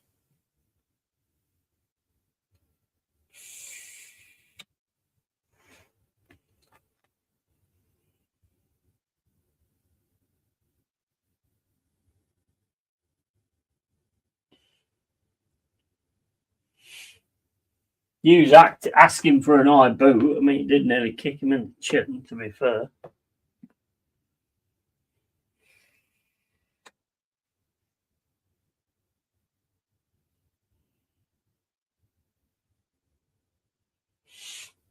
Spurs just trying to see the game out now.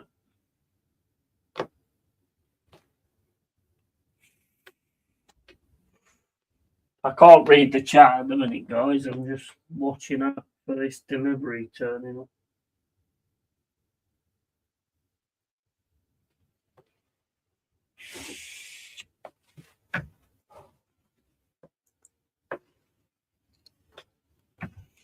Oh, fucking hell. Spurs have scored a second.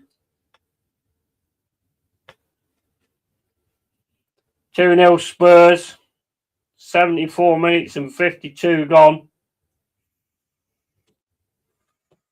Richarlison with a goal, I think.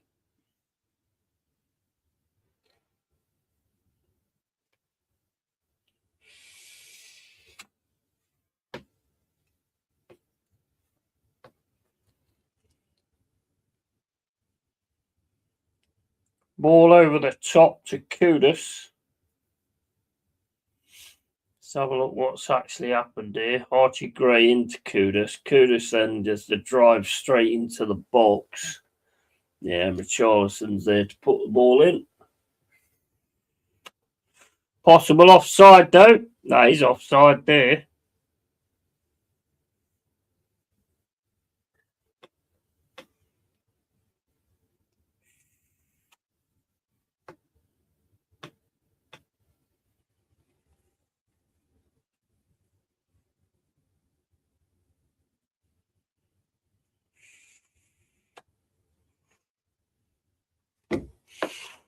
That's going to be called offside, that is.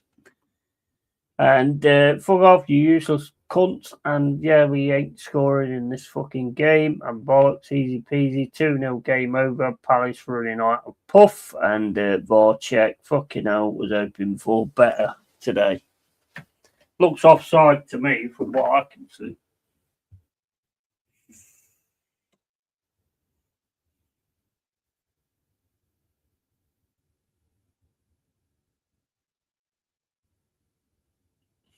Now it's taken off.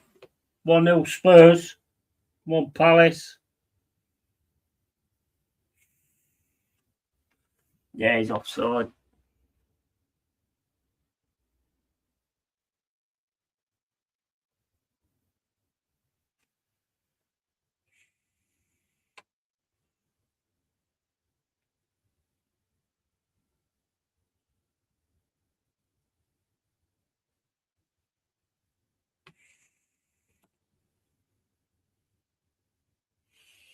Come on, Palace, that should G you up. Ooks on there. That should G you up to get something. Pino's off. Ooks on.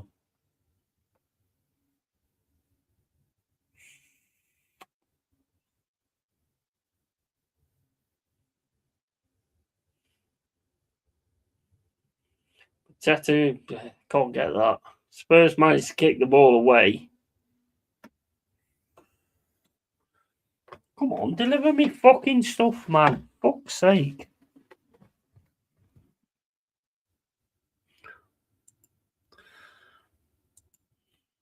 I hate this waiting for deliveries.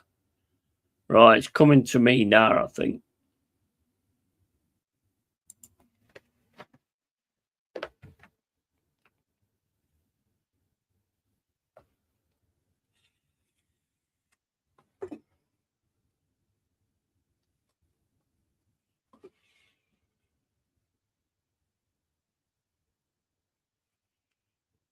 I can't see fucking anybody here.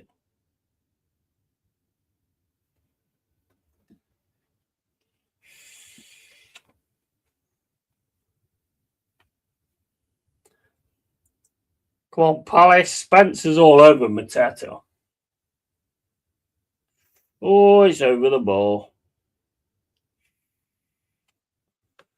78 minutes and 50 gone.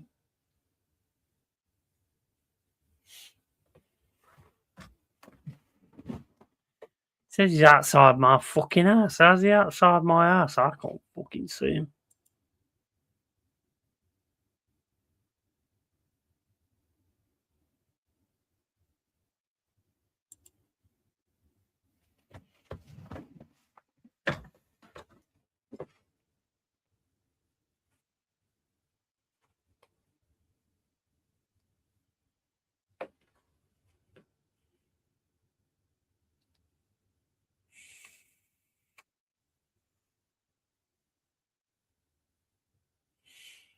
Oh, it's from Wharton. Yeah, the pass is easy cut out though by Porro. Spurs on the attack again down this right hand side. That's a terrible cross.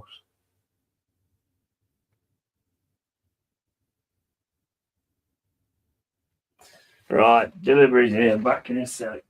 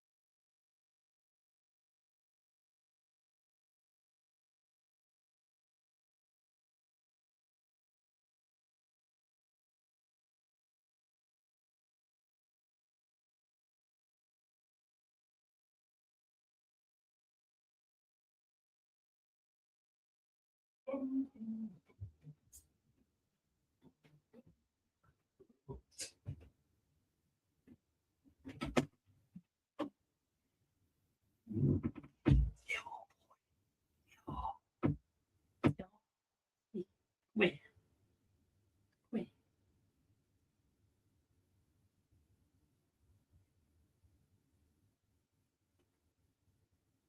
Hello.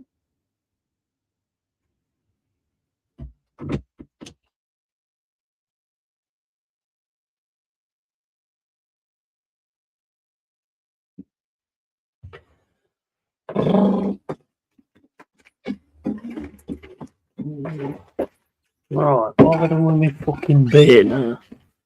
Right. 83 minutes and 40.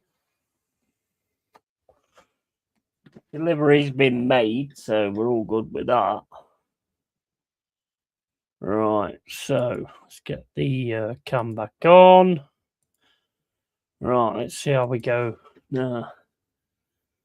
Spurs on the attack again on this left-hand side.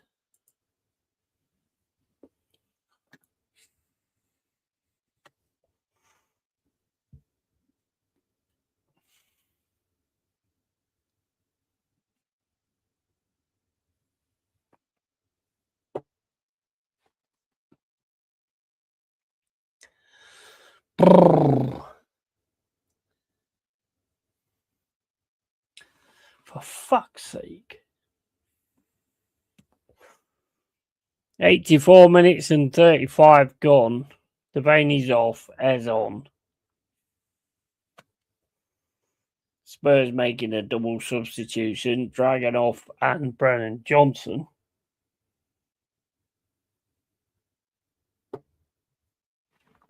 Offside, or maybe offside again. Come on, Pies, wake the fuck up. And the pigeon is famous for that. Tony weren't all hoping for better. Doesn't help when your fucking owner is a parasite. And even a draw ain't good enough against this pile of garbage. What, you ordered fish and chips? Nah, I've only ordered these things so I can give the cat a tablet. Called like cat pockets. So you put the tablet in the tree and then you sort of squeeze it together so you don't know the tablet's there. This fucker's just ignored the bastards anyway.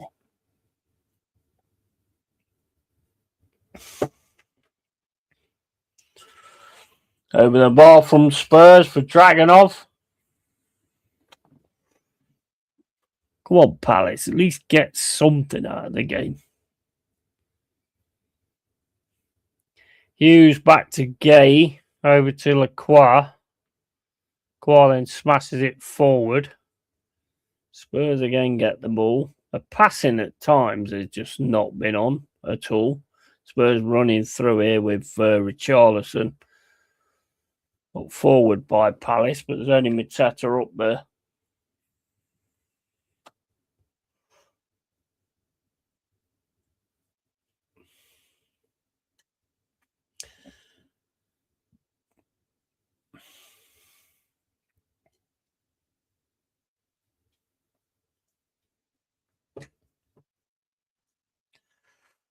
Come on, Palace, get something going.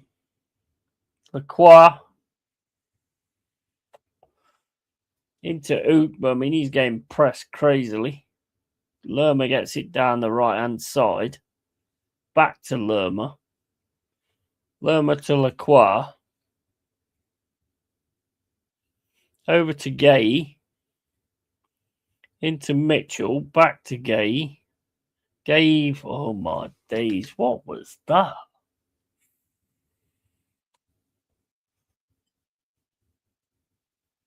That's far too easy to defend against. And even a draw ain't good enough. Come on, Palace, 5 minutes. Yeah.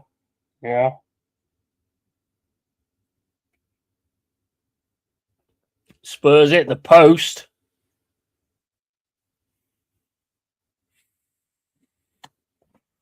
Odegaard hits a post. He got in quite well there as well.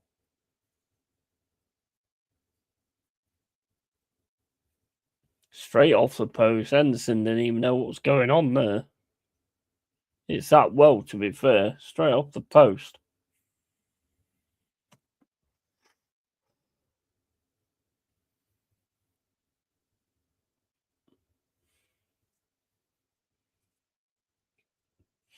Palace just can't get the ball forward at the minute.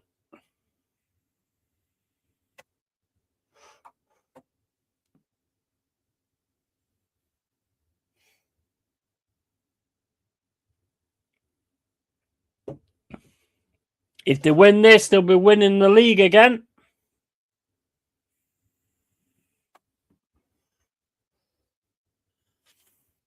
Here's Bentancur. That's nice for Brennan Johnson. Johnson plays the pass.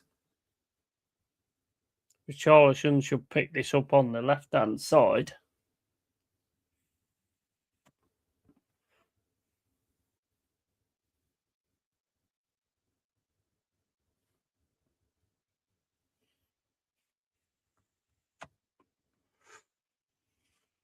Oh, well, they was a waste of fucking time then, because he's not even bothered about them. Fuck's sake. So I've got to go back to fucking grabbing his head and opening his mouth and shoving a tablet in his fucking mouth and then fucking holding it closed. This ain't going to work.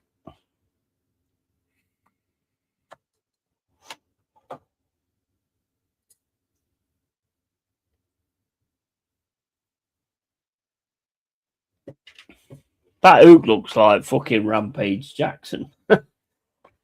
Palace looking knackered and 7 minutes of added time, apparently. And first half, Palace looked up for it. Second half, they've been shit. Yeah, not been a lot of ideas, has it, really? Ball comes in now from Palace. Go on. Oh, man. Yeah, but I mean, Spurs have been quite lucky as well where the ball's dropped. Especially when it's been like corner and getting the ball into the box. Ook heads it backwards, and again, Bakura is just there to catch it.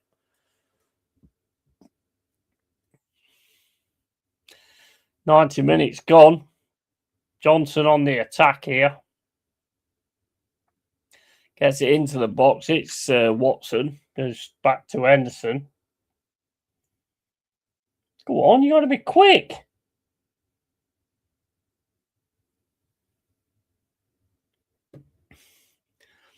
Here's Hughes.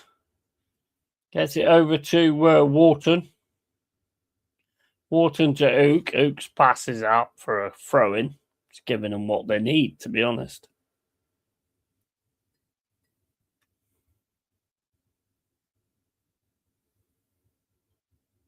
What are you doing? No, you want these fucking things. You know?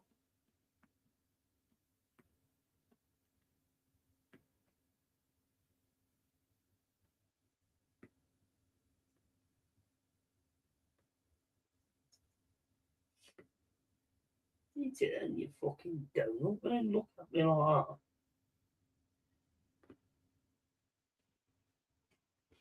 that. Fucking hell. Should have got fucking chicken. I thought I should have got fucking chicken. I got salmon instead. Although all his food is fish, but when it comes to a treat that's salmon, it's just like, nah, don't want to eat that. Yeah, you eat salmon all the fucking time. I mean, make it make fucking sense. Make it make sense. Go on, Palace. No.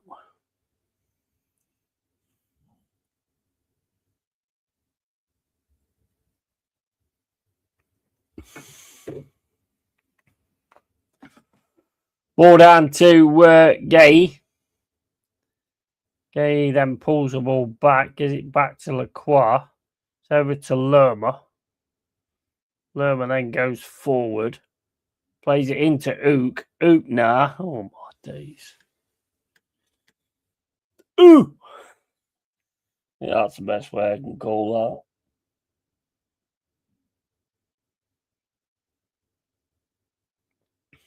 It's the shoulder of Dragunov.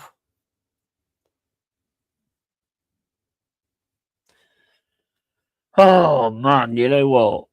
This cat. So then I have to grab him, And then I have to fucking open his mouth, put the tablet in, and just hold his mouth shut because there's no way I can get him to take the fucker. So all I can do, really. I might get a vice. Might get a little vice just to fucking put in his mouth and hold his mouth open. So he's got no choice.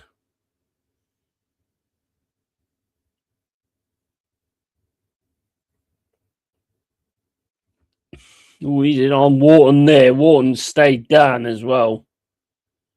Richarlison.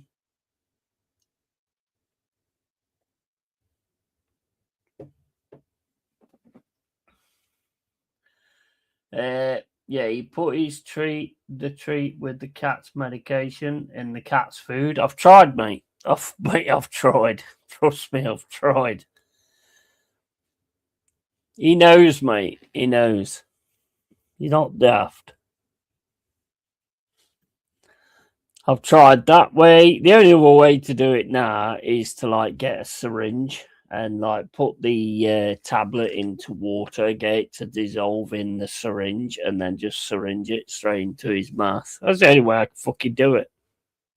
There's no other way of doing it.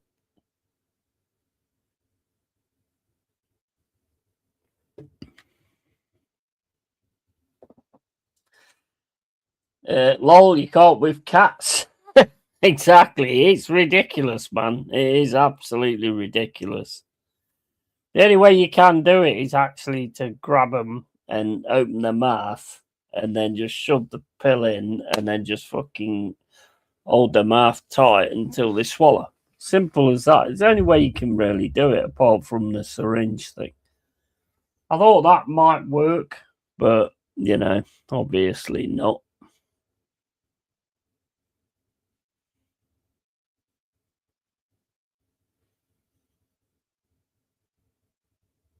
Go on, Wharton. Ooh. Bounces off the Spurs defence. That's Palace's best way, in my opinion, the corners and the set piece where they get the ball into the box. That's the best way they're going to get it.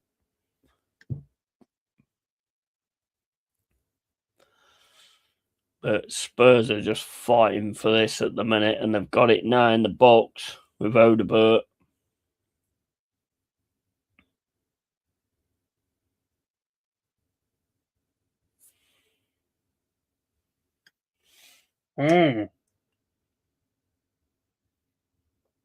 Nothing makes sense with them. No, it don't. It don't. Absolutely. 100%. I mean, with a dog, it's easy because with a dog, you just put the pill in the food and dogs woof food down. But cats are totally different because when they're eating food, they use their tongue. And as soon as it catches, you can put it in with the food. Doesn't matter. Doesn't matter. Doesn't matter. The only way you can do it is where you put the drops on their back or whatever. You can do that because you just grab them and do it. But, when it's a tablet, it's just ridiculously fucking difficult. Get a cat to take a tablet.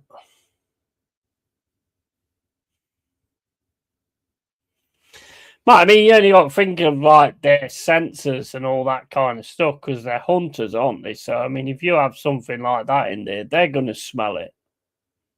They're going to know it's there. They're not going to be daft enough to do that. Oh, saved by Henderson, kicked away by Lerma.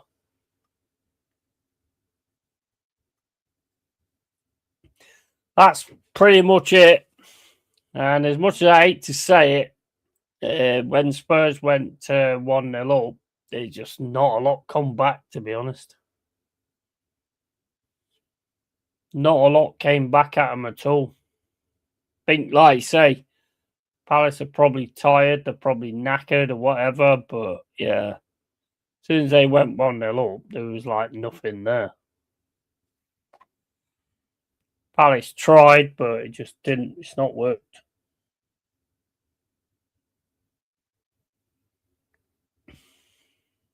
Great tackle there from Wharton. Over to Gay. Gay puts the ball down. Again, the passes let you down a lot today. And that's it. Full time. 1-0 to Spuds. Jack's not an happy man. I'll be back in a sec, guys.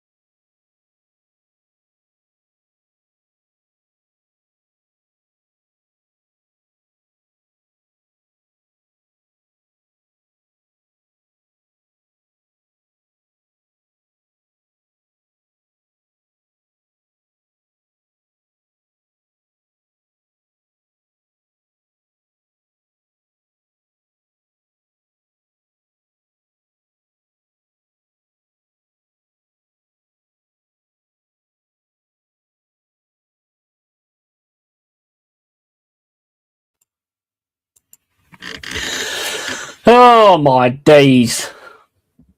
Just fucking annoy me. Apart from Palace, lucky Spurs thought Palace would do better at home, and me, Pepsi, had this going the other way. Didn't see this result happening, and third defeat in a row for Palace. And I'm thinking the squad is too thin for them to be playing Europe and PL. Good point. Good point. And they just knackered. Honestly, I'm at the end of my tether when it comes down to getting this medication to my cat, because it's like you talk to the people, you talk to the vets, and they go, "What do you mean you can't get him to take a tablet? It's really easy. All the animals that come in here, we can get to take a tablet." Yeah, but you don't give a fuck. You don't care about them. That's the thing. You don't care about when they get in distress, when you're grabbing all of the heads and trying to shove something down the throat. Now, that sounds really bad. That sounds really bad, but I don't mean it in that way. Get your minds out of the gutter. Get your fucking minds out of the gutter, guys. They just knackered. I mean, it's me that thought it, but anyway, yeah, get your minds out of the gutter. They just knackered, fucking wankers. Time to go for a lot of them. Yeah, I think they are just tired, bro, to be honest. If they cared about the animals, they wouldn't charge a fortune for. Well, this is PDSA, mate. This is PDSA, so that's a different story. It's not they and those people, you know. This is PDSA, so they pretty much do what they do for nothing. So I mean, they do care about the animals. I don't deny that, but it's just like, how the fuck do you get them to take medication? It's fucking ridiculous. Might be able to like do it as a syringe and give him a jab, but I couldn't even do that. I can't stand needles. I couldn't put a needle in my cat. Another London derby on Thursday for Palace Fulham. Yeah, and can you crush the tablet and put it in the food? And I've done it all, bro. Honestly, I've done it all. And he just knows. He just knows. He knows they are very smart. I mean, look, they are very smart animals, and it's so difficult to sort cats out like that. The only surefire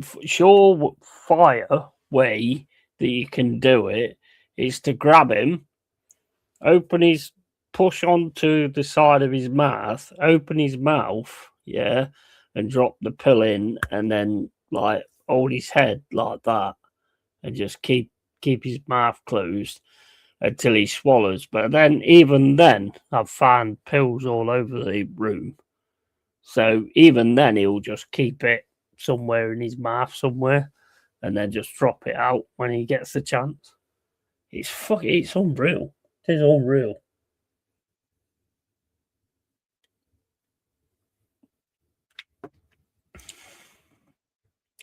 And the rumours are swirling that he's leaving in January. Oh yeah, definitely. I think he's definitely gone in January. I think he's gone to Liverpool, to be honest.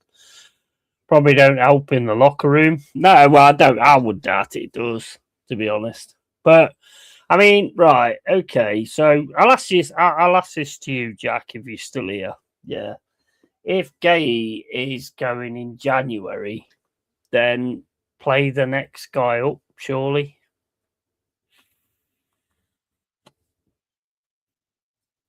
To get them used to him instead. I don't know, but I think one of the biggest worries, the biggest thing for me with Palace is this. Yeah, it's not just losing Gay, because I think that's odds on to happen anyway. That's odds on to happen anyway. The biggest worry is if somebody like goes in for Wharton. I think if they're going for Wharton, that could be absolutely massive. And I think if that happened and Wharton went, then I think that's Glasner gone. So I'll be worried about the other ones. Gay's already on the cards anyway. But if they lose Wharton, I think that's huge. That'd be massive for Palace. This morning the talk was he's staying. Yeah, I mean, but you saw. I mean, it'd be great if he does. I just can't see it because, as Jack's already said, his chairman is a piece of shit. So he's going to take the money, isn't he? The thing is with Gay as well, and I don't know if I'm right here. I don't know if Jack's still here. He might have disappeared, but I think Gay's contract runs out, so they don't really have a lot of choice. Yeah, I hope he does, but money talks, absolutely, 100%. I mean, it's like when we do that thing on Paint the Tube Red, and Tony asks me like who I want in the January transfer window. It's a different question to somebody like me, who's a Forest fan, to someone like Tony, who's an Arsenal fan. Because let's face it, you guys decide you want anybody outside of the top six, you're going to turn their heads, and 9 times out of 10, you're going to get them. You know, with us, it's a completely different story at the minute. So it's a difficult one to kind of answer, to be honest. I mean, if you want my honest opinion, I want Semenyo, I want Declan Rice, I want fucking Haaland, I want Cherky, I want Foden. Is there any point me saying any of that? No. Ain't got to get any of them. even if we're interested, and we still ain't going to get them. So what's the point saying that?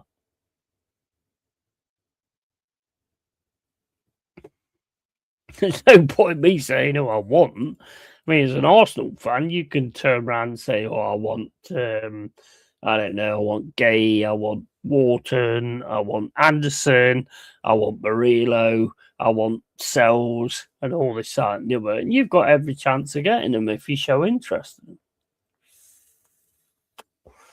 We haven't. We're not. We're not in that.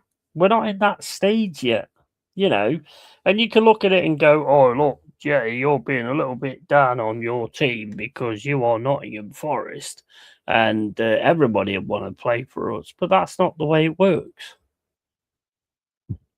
We've got to be showing and putting ourselves in the right positions in the league in order for us to get to that point where everyone wants to join us.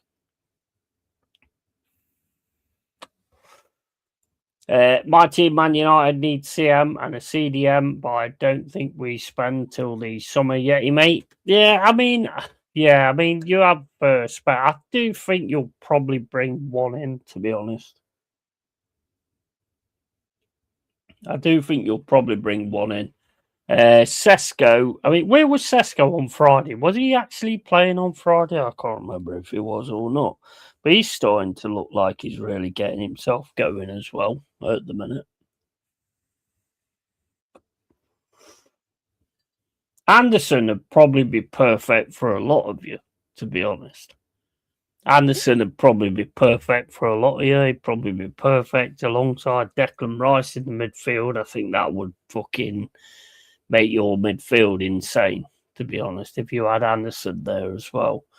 Same with Man United. If you had Anderson as well, I think that'd make your midfield insane. Man City, even though they've got a good midfield, I still think Anderson would bring it out bigger. Gibbs White, maybe for Arsenal, because he don't just offer the pass, he actually offers the hard work and the pressing ability and the doing the defensive side as well. So I think he'd be massive for you guys in that respect. I mean, I don't know why I'm trying to sell my players. What am I actually fucking doing here? He was playing Friday. He was, yeah, mate. Was he? Yeah, he's looking decent. I think he's looking like he's really getting going now. Sesko played but went off on 60 minutes or so. Yeah, I mean the last one I saw, it weren't that one. I think it was the one before. He looked proper up for it. He looked proper on it. So, I think we've got a lot of play. I mean, let's face. Okay, guys, let's do this. Yeah, if you could have players from Forest in January, who would you take? Or would you take anybody? Who would you take if you could have players in January, even if it's for depth or whatever? Who would you take from our team that would be an impact in yours?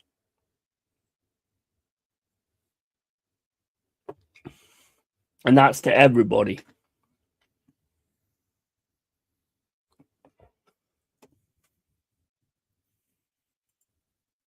Did you watch Man United v Newcastle Boxing Night? Yeah, mate. Yes, I did. Yeah, it's a good game, man. Good game. I enjoyed it.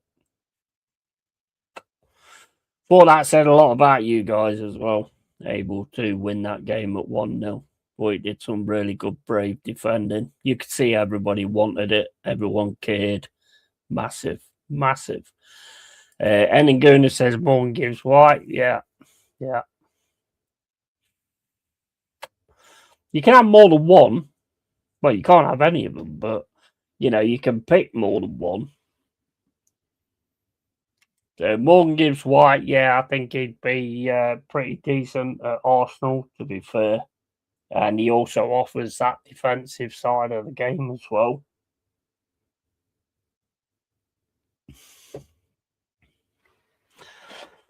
I want Sangari for Man United in CDM because we need legs, mate. Yeah, 100%.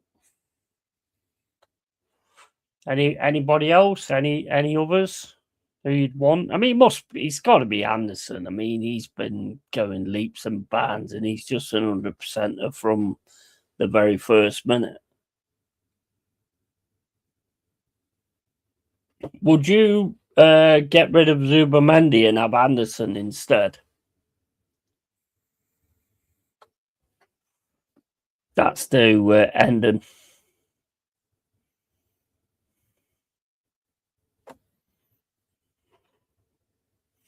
See, I don't think Arsenal need Murillo, and I don't think it'd be a good idea for Arsenal to get Murillo anyway, because they've already got Gabriel and Saliba.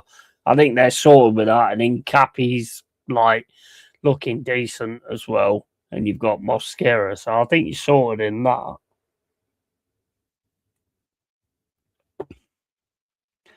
City, Liverpool, possibly Murillo. I mean, they've got Van Dijk on that side, but I still think Murillo can be better than him anyway.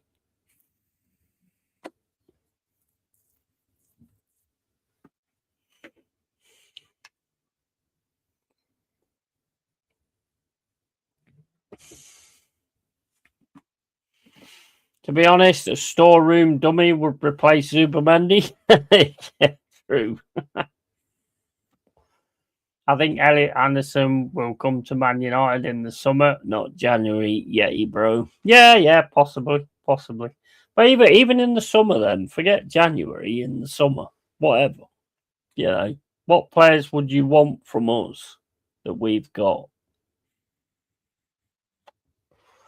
Nico Williams, come on, leaps and bounds since he's come to Forest.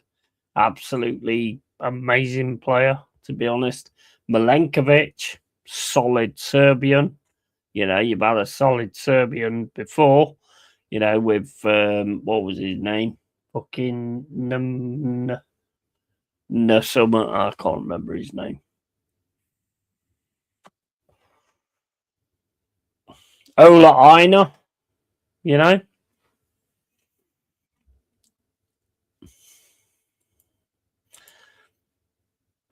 The thing is, we've got a lot of players that are really, really good.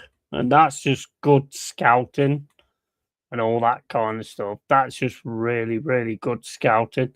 Jesus is completely taken to the Premier League and the tough stuff in the Premier League, you know. So he's another one that maybe needs another season or whatever. I mean, I love him at the minute, but, you know, he maybe needs another season.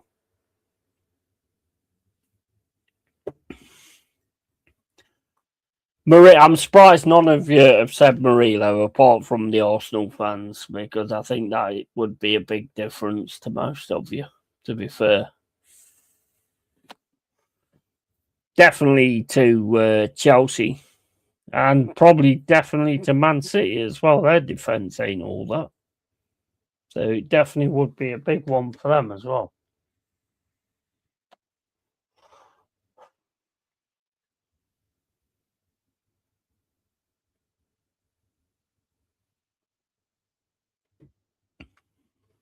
Anderson for me is a number one. I don't think he's going to United even in the summer. And the reason I say that is because if we can like get it together and keep playing the performances we played the other day against City, Anderson won't be going nowhere. I don't think he'll be going anywhere. But we've got to start showing something and getting to that higher stages of the Prem, you know.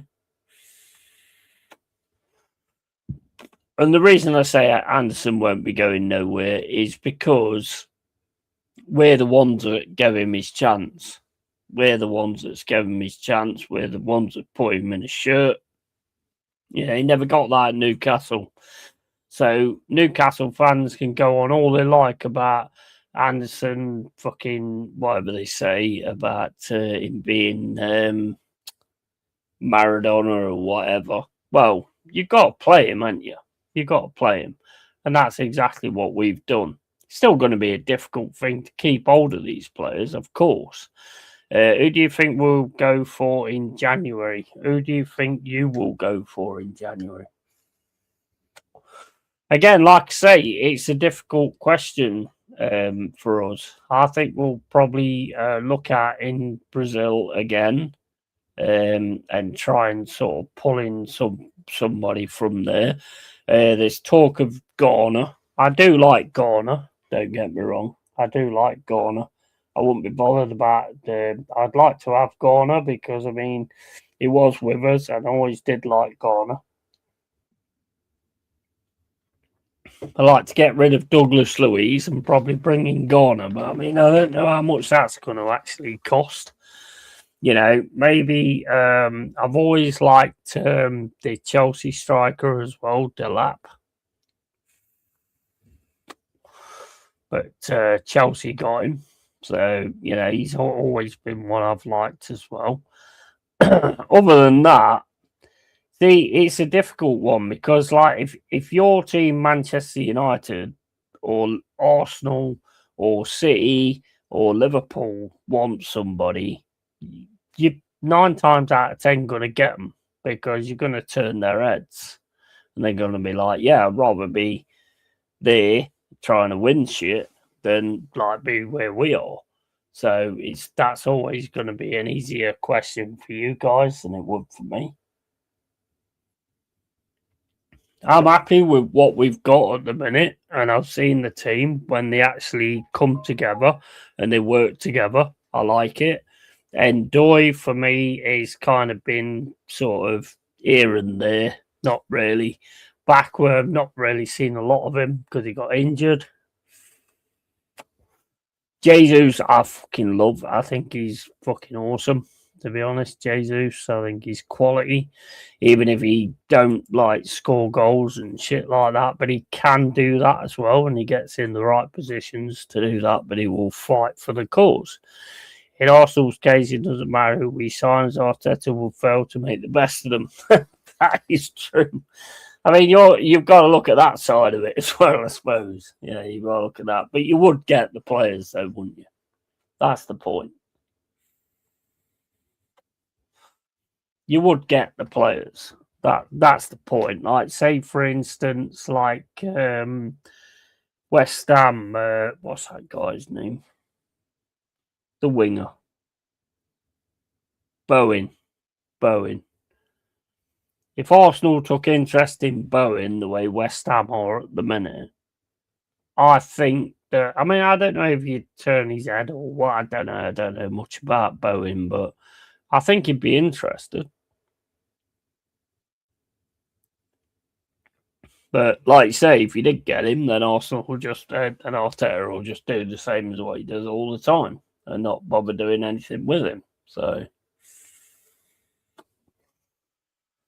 but yeah, I mean, look, I can give like loads of names that I want, but that's not going to happen.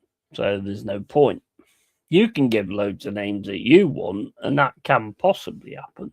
So that's why I'm asking you guys who you'd want.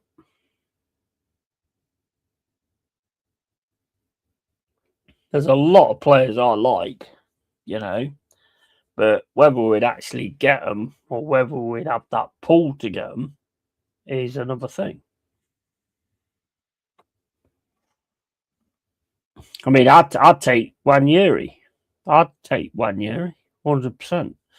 And the reason I'd take Wanyeri is a player that's shown a hell of a lot of promise and been very, very good, and then all of a sudden been chucked on the wayside. So he to me, Wanyeri would be another Elanga. You know, another Anderson. We take them on, and then they get their chance to play week in, week out, and we'll see the quality from it. I like players like that.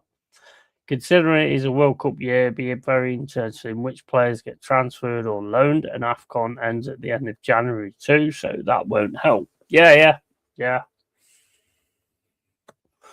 But as you've already said, it doesn't. Well, as you've said and I've said, Arteta could have prime Messi, prime Ronaldo, you know, prime Maradona, prime Tony Adams, and he'd still fuck it up.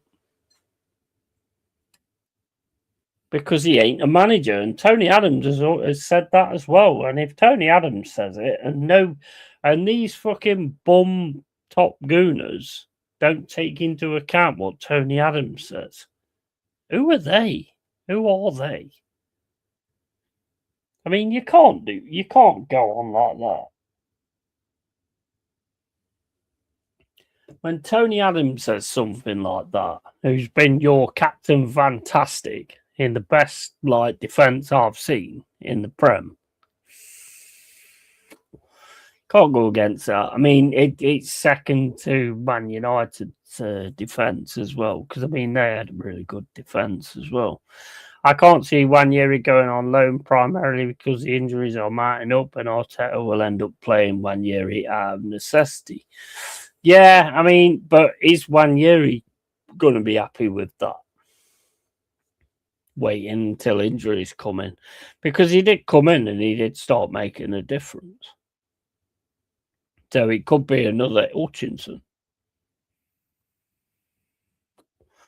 Do you know what? I'll take any player from the teams above us in the top 6 that ain't getting a look in and ain't getting played. I'll take any of them, because we can give them the time, we can give them the game time and everything like that, and you can create a gem, because they've already got a vice in their heads that I'm going to prove to my previous team that I've got what it takes. Same as Alanga, same as Anderson, I'd take any of them like that. The Arsenal fans criticising Adams are young and just unaware of what Adams did for Arsenal. 100%. 100%. 100%. Absolutely. I mean, I saw a few crosses in the game yesterday that Anderson would have just lapped up. Absolutely lapped up. AJ, would you take Raheem Sterling from Chelsea on loan? No. Never liked Sterling. Never liked him. Don't want Sterling. Sterling just wants the next wage packet. Not interested in that. Arsenal need a world-class manager, because I think them going to bottom of the league. If they don't win, it's got to go. Yeah, mate. Yeah, I don't think they're ever going to be bottom of the league. I don't think it's ever going to get that bad for Arsenal, because they've got the players with quality. They have got players with quality. So I don't think it'll ever get to that point where they're getting into that type of situation. I think they'll always be up there and about it, and you listen to a lot of the Arsenal fans, the way they go on. And it's sometimes as a Forest fan, you look at it and you think, fucking hell, I wish I was up there every season. But then if I was up there every season, I'd want to fucking win it. I won't want to come second, Nobody gets anywhere coming second. But no, I would not take Raheem Sterling. I think he's just become a journeyman who same as when we got Lingard. Didn't want Lingard either. Didn't want him. I knew that weren't going to work out, because he's just like a marquee signing that just doesn't work.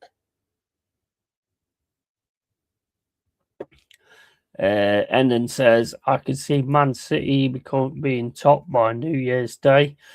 Yeah. I'll be honest with you, Endon. I think it's a matter of time now, to be honest. I think the biggest thing you've got to worry about, well, not you, but the biggest thing that Arteta has to worry about, but he don't really worry about anything because he's a big head.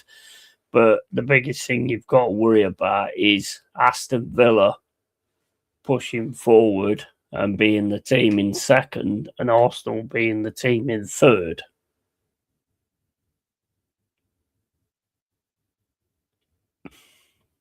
And the problem is with that is he's still going to be in with the Wenger Trophy. So he still might keep his job.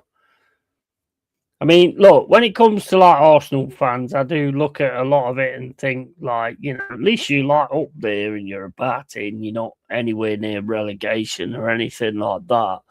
But then at the same point, because I'm not an Arsenal fan, obviously you want more. You want more than that. You want to win it. So I get your situation, but I wouldn't be surprised if, Liverpool's on 32 points now. Yeah. If Villa beat you on your next game, yeah, then Villa gets right up there as well. I wouldn't be surprised if you didn't drop to third. And if Liverpool continue to do what they're doing and they've got to play you as well, maybe even fourth. And that's not good enough, is it? Sorry, Eddie, mate. I met them going to bottle the league. Again, Arsenal have to go if they don't win if this season, bro. Yeah, man. He's needed to go for a long time.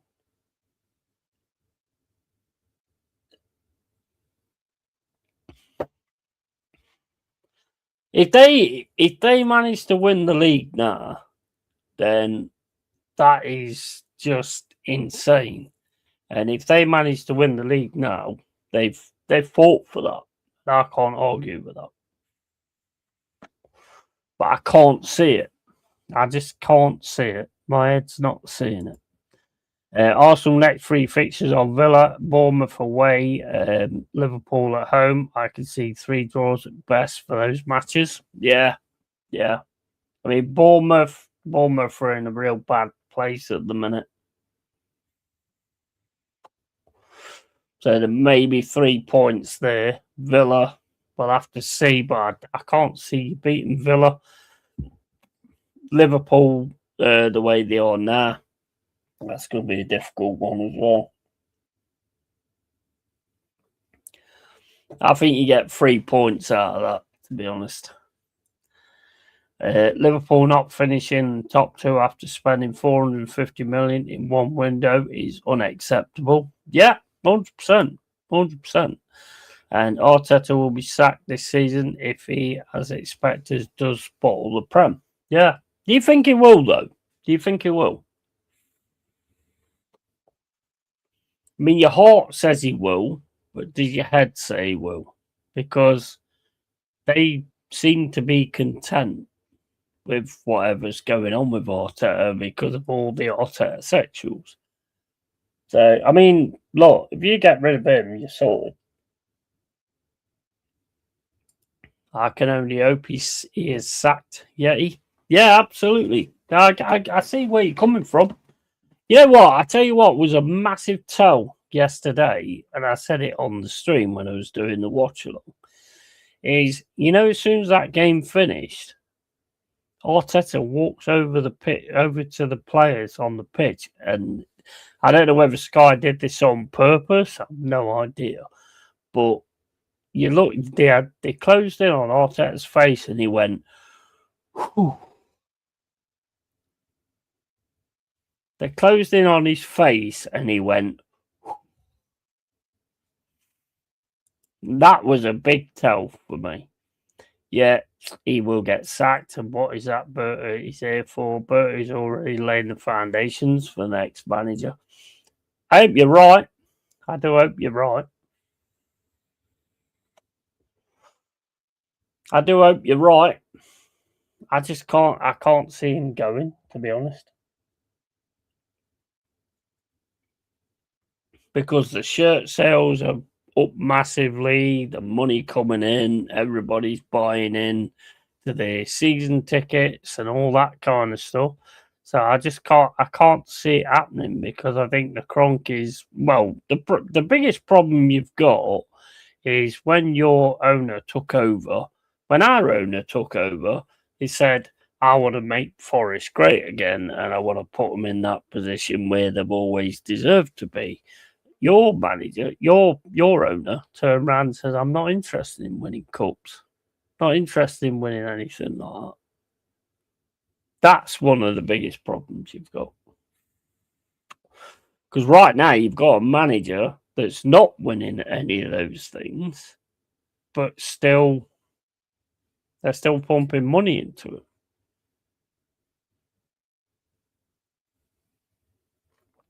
I mean, I'm not trying to put you on a downer or anything like that. I'm just speaking common sense. That's exactly what he said. Said he's not interested in winning things and all that kind of stuff. So, what's he interested in then? Just getting people to buy merchandise and keeping bums on seats and all that kind of stuff. Don't think he quite gets it with the way it is with an Arsenal fan. That's just what I see. That's just what I see. Don't take it to the bank, but that's just what I see. I'll be back in a second.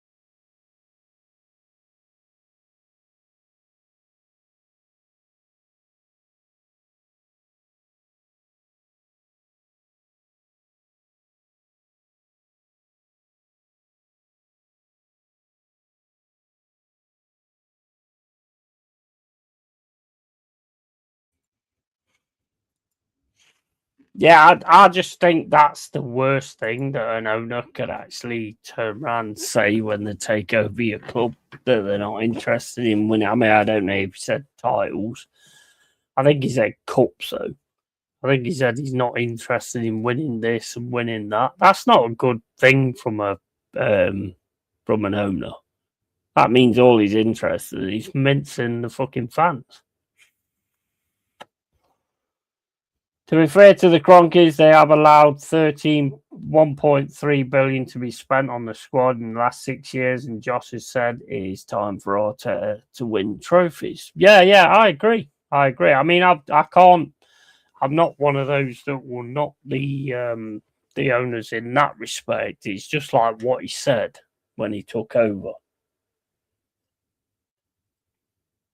and I only know that from like hearsay anyway.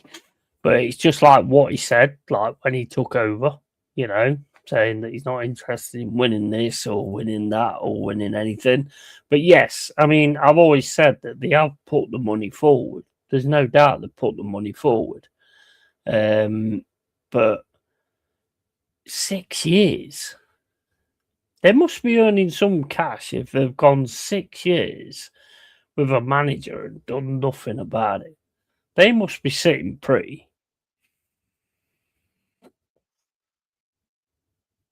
And Stan Kroenke did say that over 10 years ago, priorities have changed. Yeah, true. I mean, I'm not seeing the priorities changing, though. Are you?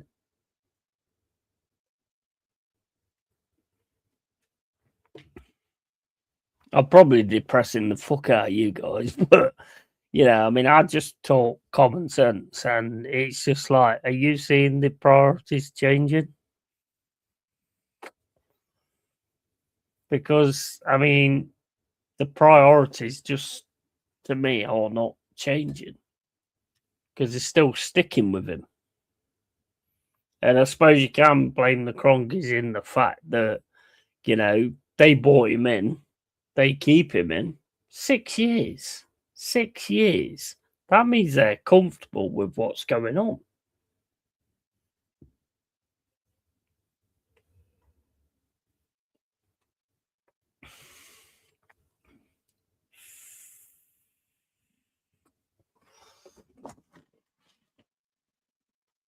mean, Marianakis took over and he said exactly what he wants to do with Forest. And to be fair, he's doing it. And he always puts the money forward. And if a manager's not living up to the standard that he wants for Forest, he gets rid of them. You know, whether there's a fallout or not, he gets rid of them. They ain't doing that. Does that worry you? That they ain't actually doing that? Because that says to me that they're earning that much money. They're not really that bothered. The appointment of Berta, removal of Edu and Vinay, and appointment of Napoli's head of scouting are all foundations for the next manager. Yeah, I agree. I agree with you. I do agree with you. I do agree with what you're saying. But it's just like, even if, like, say for instance, they get a new manager, yeah, and somebody comes in and brightens it up straight away and everything's great, then you're not going to bother about it anyway. But they are responsible for this 6 years of nothing.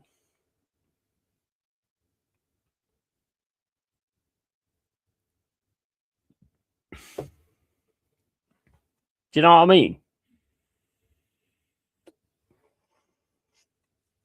They are responsible for this 6 years of nothing because they employed Arteta, they gave him the money, you know, and as I've said, your squad now should be doing a hell of a lot better than what it is.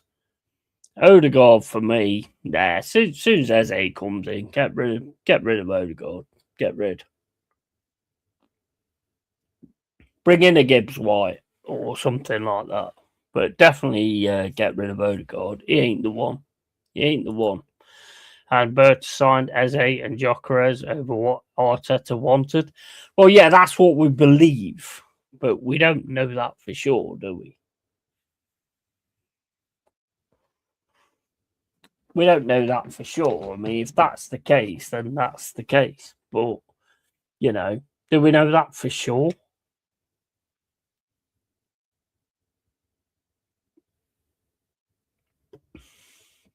I would say that's the case, but we don't know it for sure.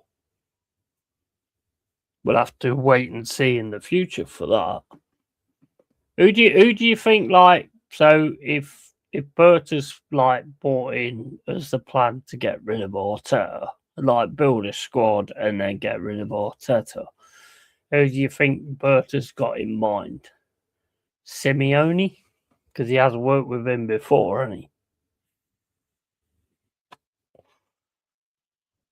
I honestly think if you get like someone like Simeone or something like that, or just actually a manager, somebody knows how to be a manager. I mean, this guy's the biggest fraud on the planet. I don't care if he's top of the league or whatever he is. He's the biggest fraud on the planet. You can see through him so easily, you know. He's such a fucking joke. I mean, during the match, he's standing there doing this, that, and the other. He's chatting to AirPod Albert all the time, you know, asking him what the next situation should be or what the next decision should be and all this, that, and the other. You know, he's just a joke, man. Obviously, Arteta has hoodwinked the Cronkies with his management consultant, eloquent discourse, but now reckoning is coming. Yeah, I agree. I totally agree with you. I totally agree with you, man. I do agree with you on that. I want Luis Enrique. He'd be ideal. Yeah. Great shot. 100% great shot. But the thing is, in my opinion, all you need is a manager. You need an actual manager. I think that's all you need. You just need an actual manager. This guy's a clown. Arteta is an absolute clown. He's got no clue, nothing. He's got, you know, when you get to, I mean, I know you get managers who pick favourites and they'll always have the favourites on and all this, that, and the other. But it's like when you see somebody who has players that can actually make a difference to a game and you don't bring them on for one reason. And if you don't have faith in them, then you've not put faith in them. That's the issue. If you don't have faith in them being able to do something, you've not put faith in them. And that's the problem. And you have like one tactic, and when that tactic don't work, he did actually change it to more of a conservative style, but I think then he got used to that conservative style, and he's never. If he'd have done it like gone with the gung ho and the conservative and changed it in between games, fine, 100%. You can see he knows what he's doing, but he hasn't. He'd gone to the conservative style, and now it just stays that conservative style. He's winging it, bro. He's winging it. There's no doubt about it. He's winging it. You're old enough to see that. I'm old enough to see that. He's winging it.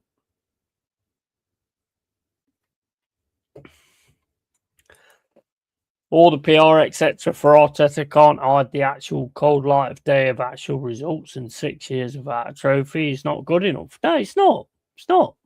It's not.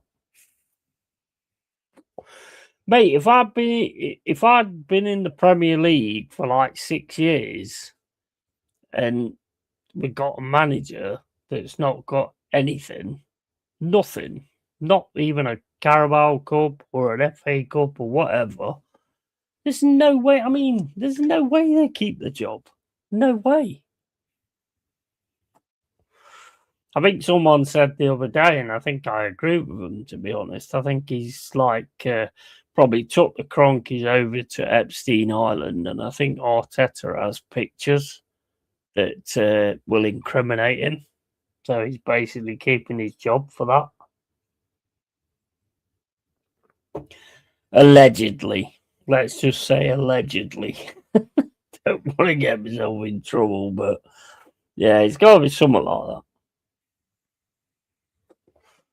It's got to be something like that. Because there's something really, really strange about it. I mean, look, you've got fantastic defence, Gabriel, Saliba, Timber, brilliant signing. Calafiori, when he's on, Zinchenko, didn't really work, to be honest. Skelly's like lost his torch, he's gone downhill as well. Declan Rice, fantastic. You've kind of, in my opinion, you've kind of got the spine, but you ain't got the front man spine. We have a spine of the team, Zubamendi, he's all right at times. I mean, he's not great at others. Odegaard, for me, he's just like one of those players that just, he might have a good game every now and then, but that's about it. I want Odegaard.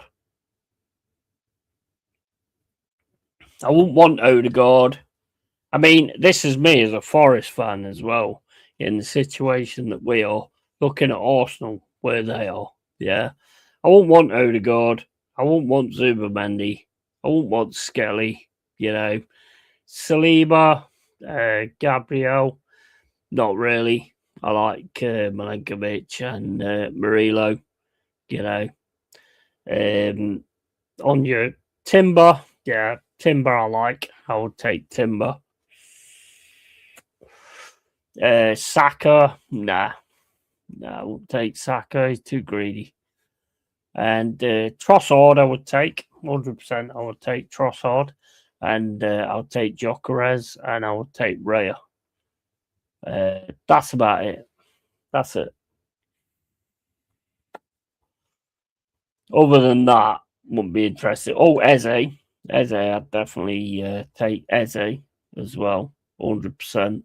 Madueke, wouldn't be interested, although he's played some good stuff, but I wouldn't be bothered about having Madueke either. Wanyeri, definitely. Dalman, 100%.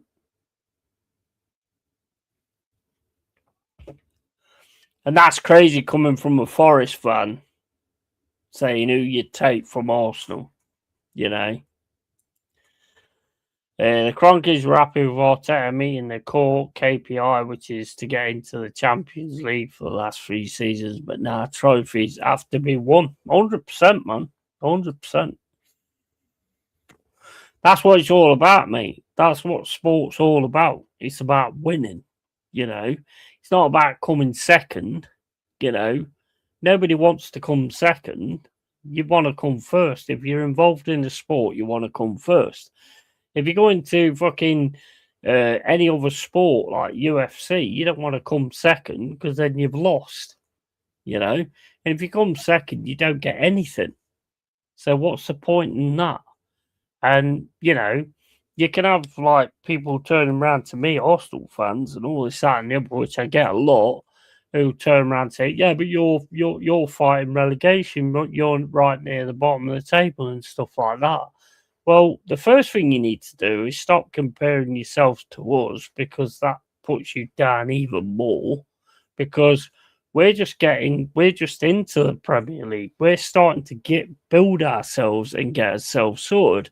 But the thing is, what teams we have, whatever team we put out, always puts out a performance of sorts. Yeah, there's one or two that ain't great, but you know, we always go out there and fight. Yeah. And that's something that you don't do. Notice he says trophies plural, anything less is unacceptable. Yeah, 100%. 100%.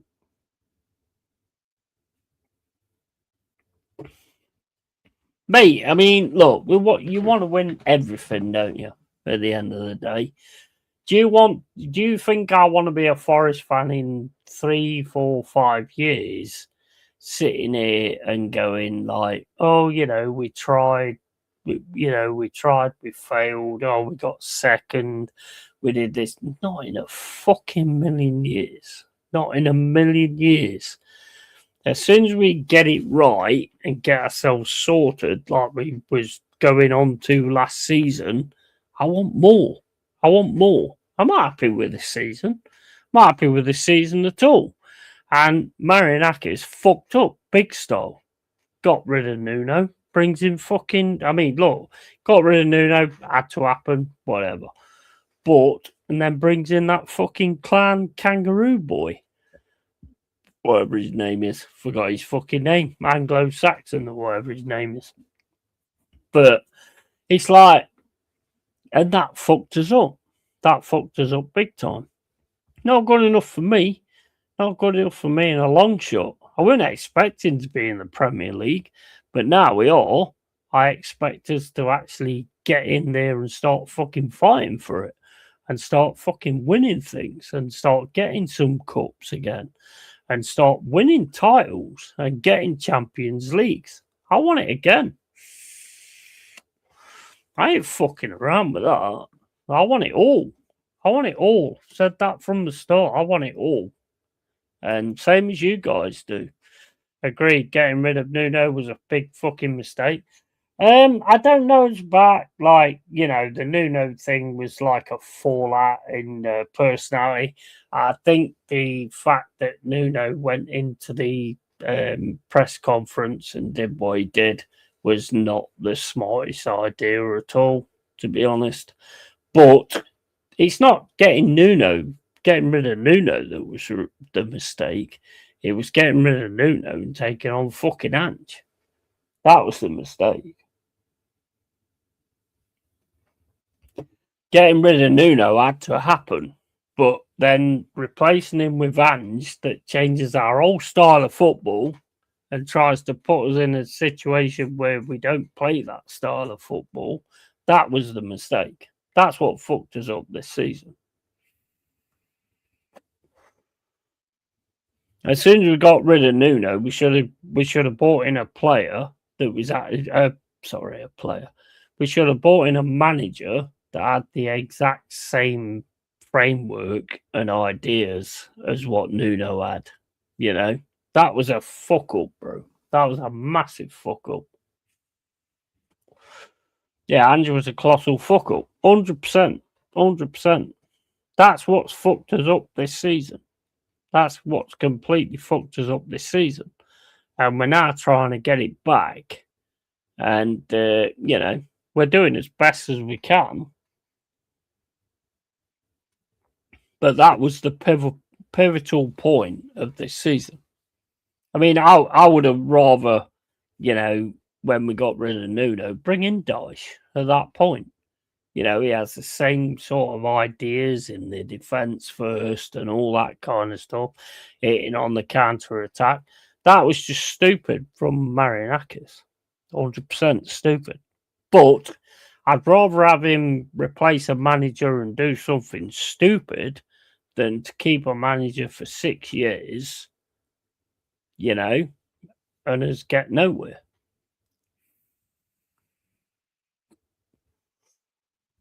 But it was, and I think Marinakis will learn from that. I mean, we could turn around and say, I think there was something to do with Nuno and Edu about Nuno wanting Adama Traore. I think there was something to do with that as well. Maybe you can put the Edu thing in there. But I think it kind of started from when Marinakis went on the pitch. When you get injured, and Marinakis went on the pitch and had a go at Nuno live on Sky Sports. I think it kind of went from there. I looked at it as passion, and I got that wrong, to be honest, because he shouldn't be doing that. He should not be doing that.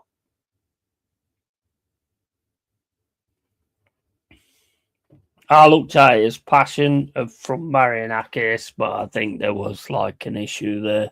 But Ange coming in was a disaster. It was a disaster.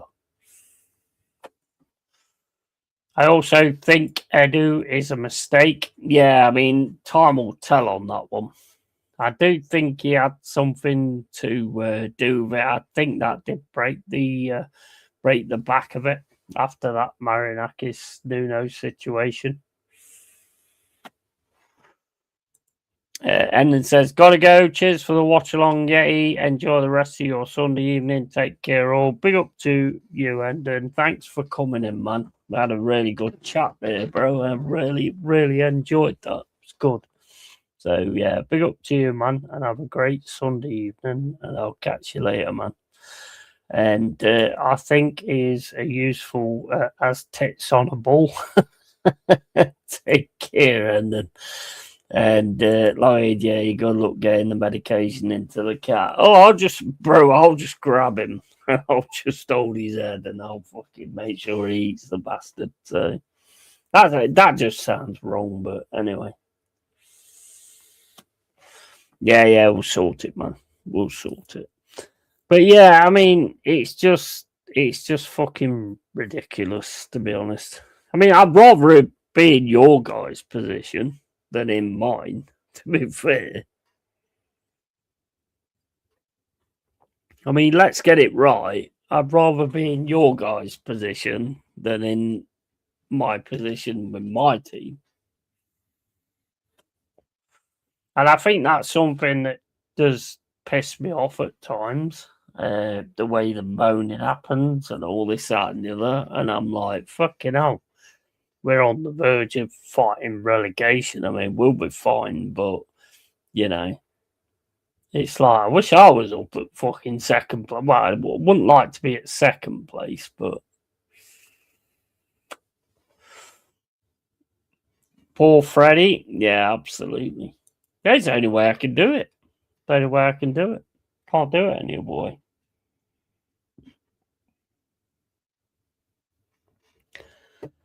But, I mean, let's also look at Chelsea as well. I mean, how much money they spent. They spent God knows how much money. And they're still in a bad situation. Chelsea. Still in a bad situation. I mean, yesterday I hadn't talked to Michael. I hadn't seen Michael. Michael disappears when that shit happens. But, big up to Michael Chelsea, though. Yeah, I mean, that's another one, isn't it? So.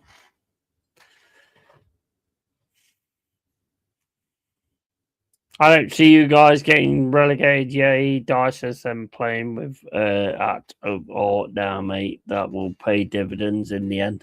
Yeah, but the thing is, we're not consistent enough. We have Hart for one game, and then the Hart's not there in the next game, and that's huge. You know, so we've got to be careful of that. We seem to we've been this team for a long time. When it comes to like playing a big team and we're expected to get battered, we turn up, you know, and we go for it. But then as soon as it's a team that's like, I mean, I wouldn't even call any team lower than us or whatever. We just don't seem to turn up. And it's so bloody frustrating. Well, hopefully he will drill that out of them. Yeah, I mean, I think it's going to take time, to be honest. But I mean, the thing is, Tony, we don't know which players are looking at possibly, like, you know, if Manchester United are interested in me or Arsenal are interested in me or whatever. We don't know which players are going to stay or which players are going to go. Because we are in that situation at the minute.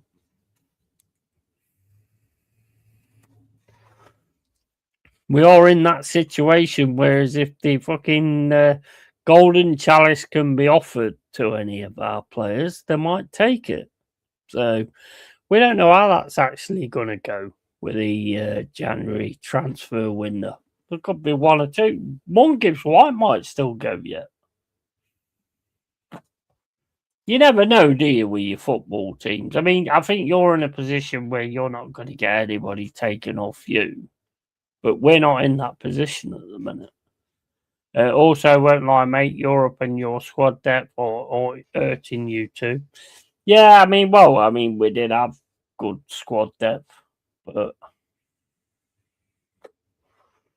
we don't know what's going to happen at the end of the day. I mean, Europe's good. It's great. It's great to be like back in Europe and stuff like that. But I mean, I thought we had enough players. I mean, fuck me, we signed enough when we came up.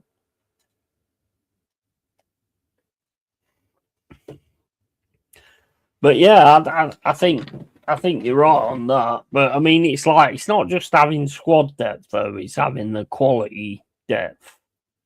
You know, it's not about just bringing in a player because he can play in that position. It's about having the quality. It's like if you got Declan Rice and you want like somebody who can come in for Declan Rice if you lose him, who you got that can take Declan Rice's place if Declan Rice goes out? Nobody. Who takes Declan Rice's place? Because it ain't Norgard. It's not Norgard. Who takes his place? Who offers his work rate? Because his work rate is phenomenal. His work rate is phenomenal. I love Declan Rice.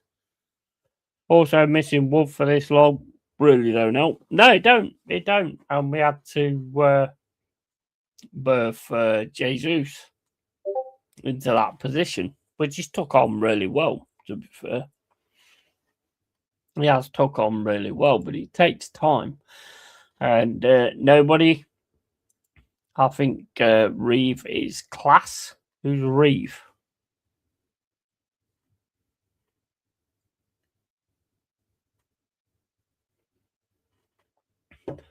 Oh, all right. You mean Rice? Reeve. I don't know. Who the fuck is Reeve? Yeah, Rice is quality, mate. Quality. That was it. That was the best like money you've spent, in my opinion. That's the best money you've spent with Declan Rice, 100%.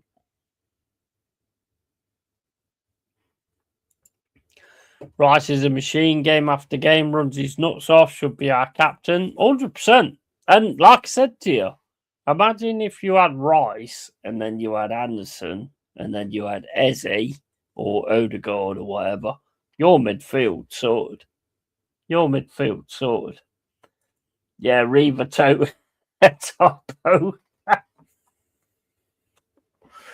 Yeah, I should have keyed that before, actually. I just didn't key it, to be honest. But yeah, he's class.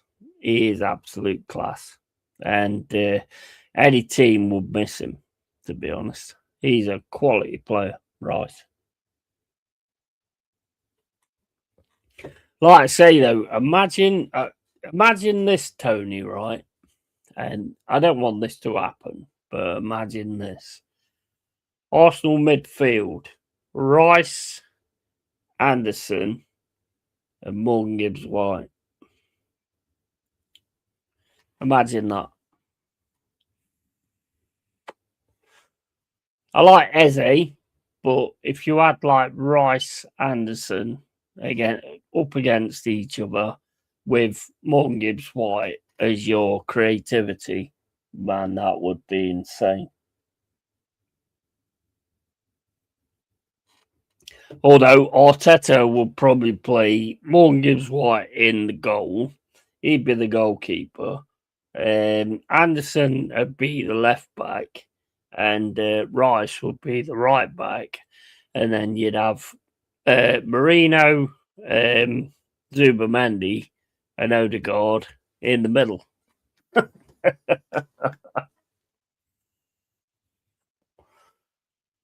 That's what you would probably do, to be fair.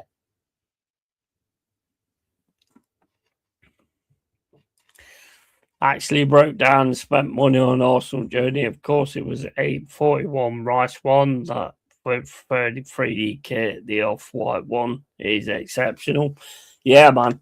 Rice is class. He's class. Harry's not captain for you guys. I have no idea. Honestly, he's screaming out to be captain. And you know what? Tony Adams has even said it. And if Tony Adams says who you should have captain and you don't listen to it, that just shows how much of a big head you actually are. You know, that's ridiculous. I mean, Cluffy was a big head, but he was a big head and he deserved to be a big head. Arteta does not deserve to be a big head. Swore I wouldn't do it, but couldn't help myself. No, I don't blame you. Don't blame you. Rice is Arsenal future, mate. Rice is Arsenal future. Just so much respect for Rice watching him game after game. Yeah, 100%. He gives everything every single time. It might not work out for him all the time, but he always gives everything. Same as Anderson. Rice is a quality player, mate. Absolute quality. What I mean, Timber as well. I think he's a fantastic signing. Timber took him a while to come into his game, but now he's come into his game. Looks fantastic. Is he injured now, by the way? Is Timber actually injured now? Because having Rice as the right back, I'm guessing that Timber's injured. I mean, that's a massive thing as well.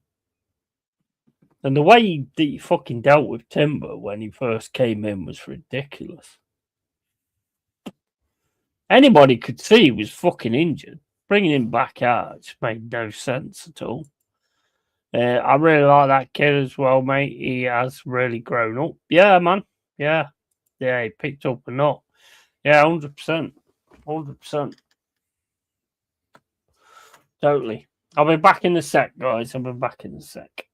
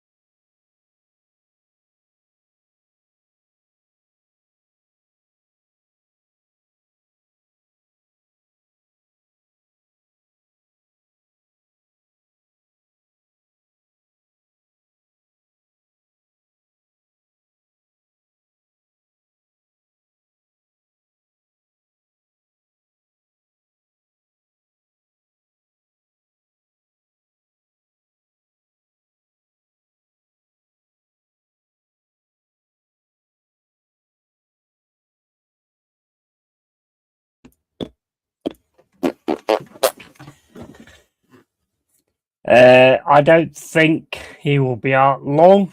Yeah, that'd be a good thing.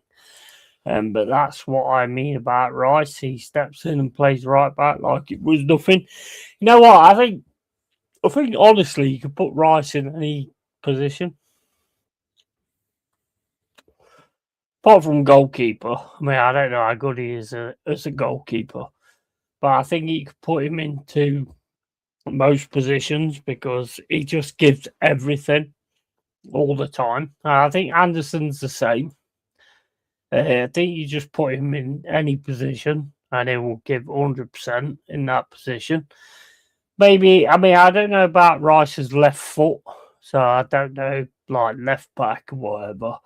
But I think he's one of those kind of players who you can put anywhere, to be fair, on the pitch, apart from goalkeeper. And actually, he looked like he had done it before. Sure, he made a couple of mistakes, but all in all, a great performance on his part. Yeah, 100%.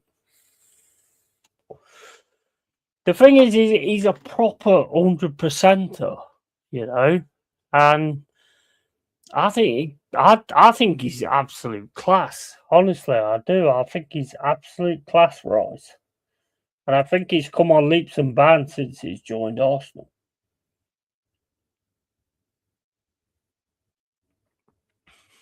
His versatility is almost unmatched. Yeah, absolutely, 100%. I think if you put him in as a centre back, I still think he'll give a performance. Honestly, I just think he's one of those 100% players. And he's screaming out for the fucking captain's armband. He's screaming out for it. How we don't get that captain's armband is beyond me. I guarantee now, right, if Arteta goes, right, and you get a proper manager in that team, Rice will be the captain straight away.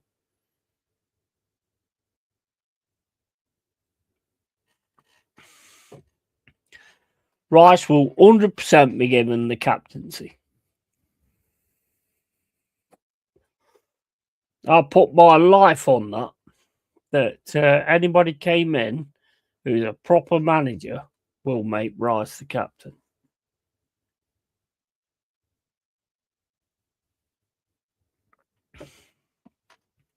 Oh, and Stan, mate. Yeah, absolutely. I mean, look, you can see it, can't you? I mean, I look at Rice, I see Stuart Pearce in him, I see Roy Keane in him, I see Tony Adams in him. You know, I completely see that drive. You know, he's just so fucking good. And every single game for me, he's always the one that's driving it and trying to sort something out and making the argument and stuff like that. And the thing is, Rice is always also one of those kind of characters that when things start to go wrong, he'll be the one diving in and trying to stop it happening. Odegaard don't do that. How the fuck is Odegaard a captain? The only thing I see that Odegaard does that makes him a captain is tries to G the cradle. That's it. I don't see anything else other than that to make Odegaard a captain. And that again says everything about Arteta as a manager, in my opinion. If you can't spot your captains, if you can't spot the players that should be captains, that says a lot about you, what you know and what your experience and all that kind of stuff is. I mean, in years, he's not been able to key out a good captain.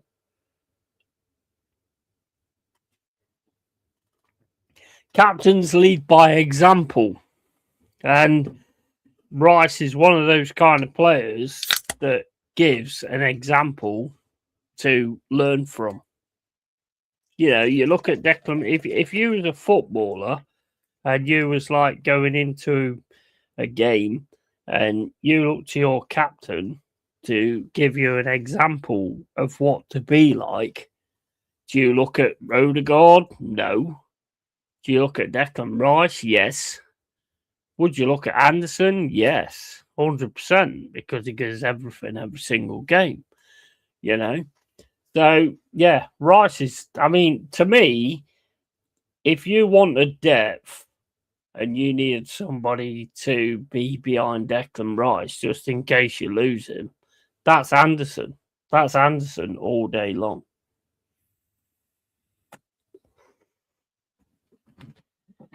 And run his fingers through his hair. Yeah, mate, what is he about, bro?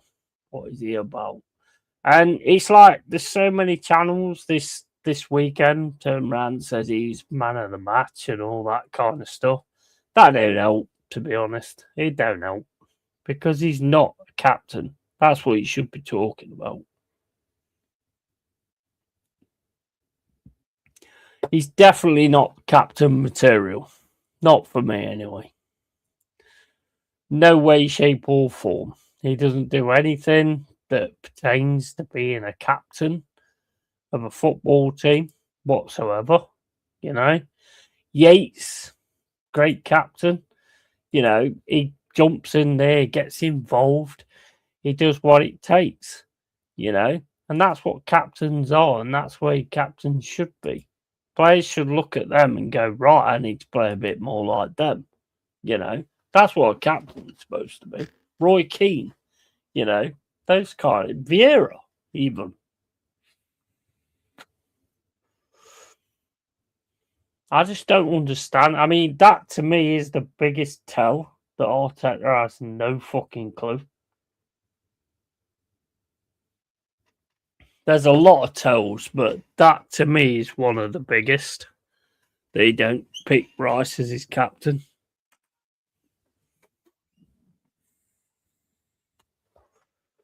Just makes absolutely no sense to me whatsoever that he doesn't actually pick Rice as his captain. It's crazy.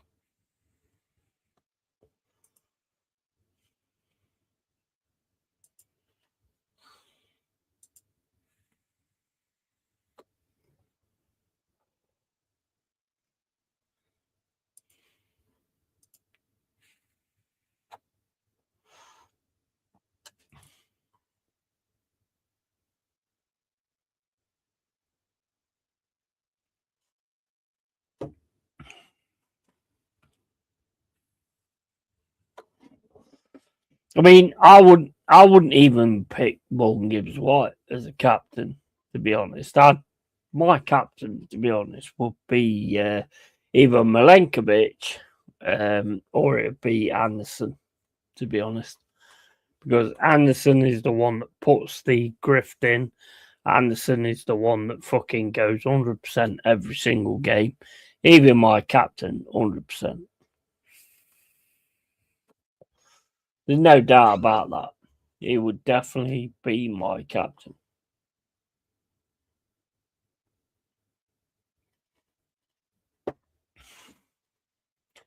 But we've got a lot of players that actually could take that mantle as well, to be fair. We've got a lot of players that actually could take that mantle. So, yeah. I mean, it's a crazy one. I think it says a lot, though. They don't actually pick him and he just sticks with the snot boy instead. I mean, what is that all about? Craziness. Absolute craziness.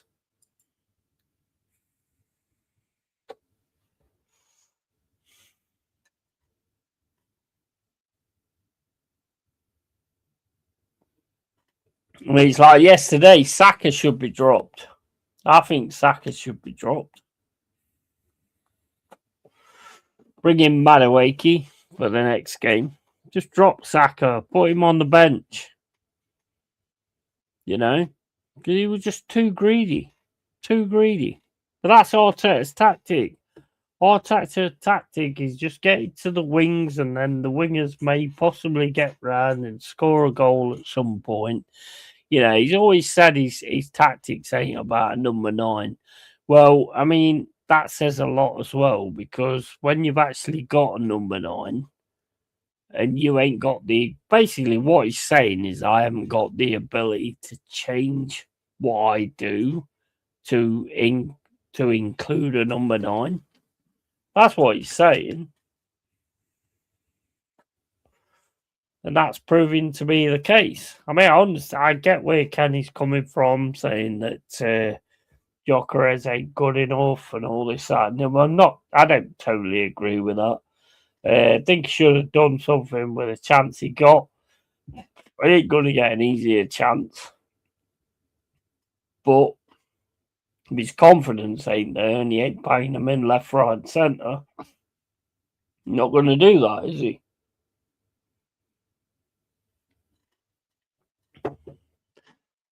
So yeah, that makes no sense.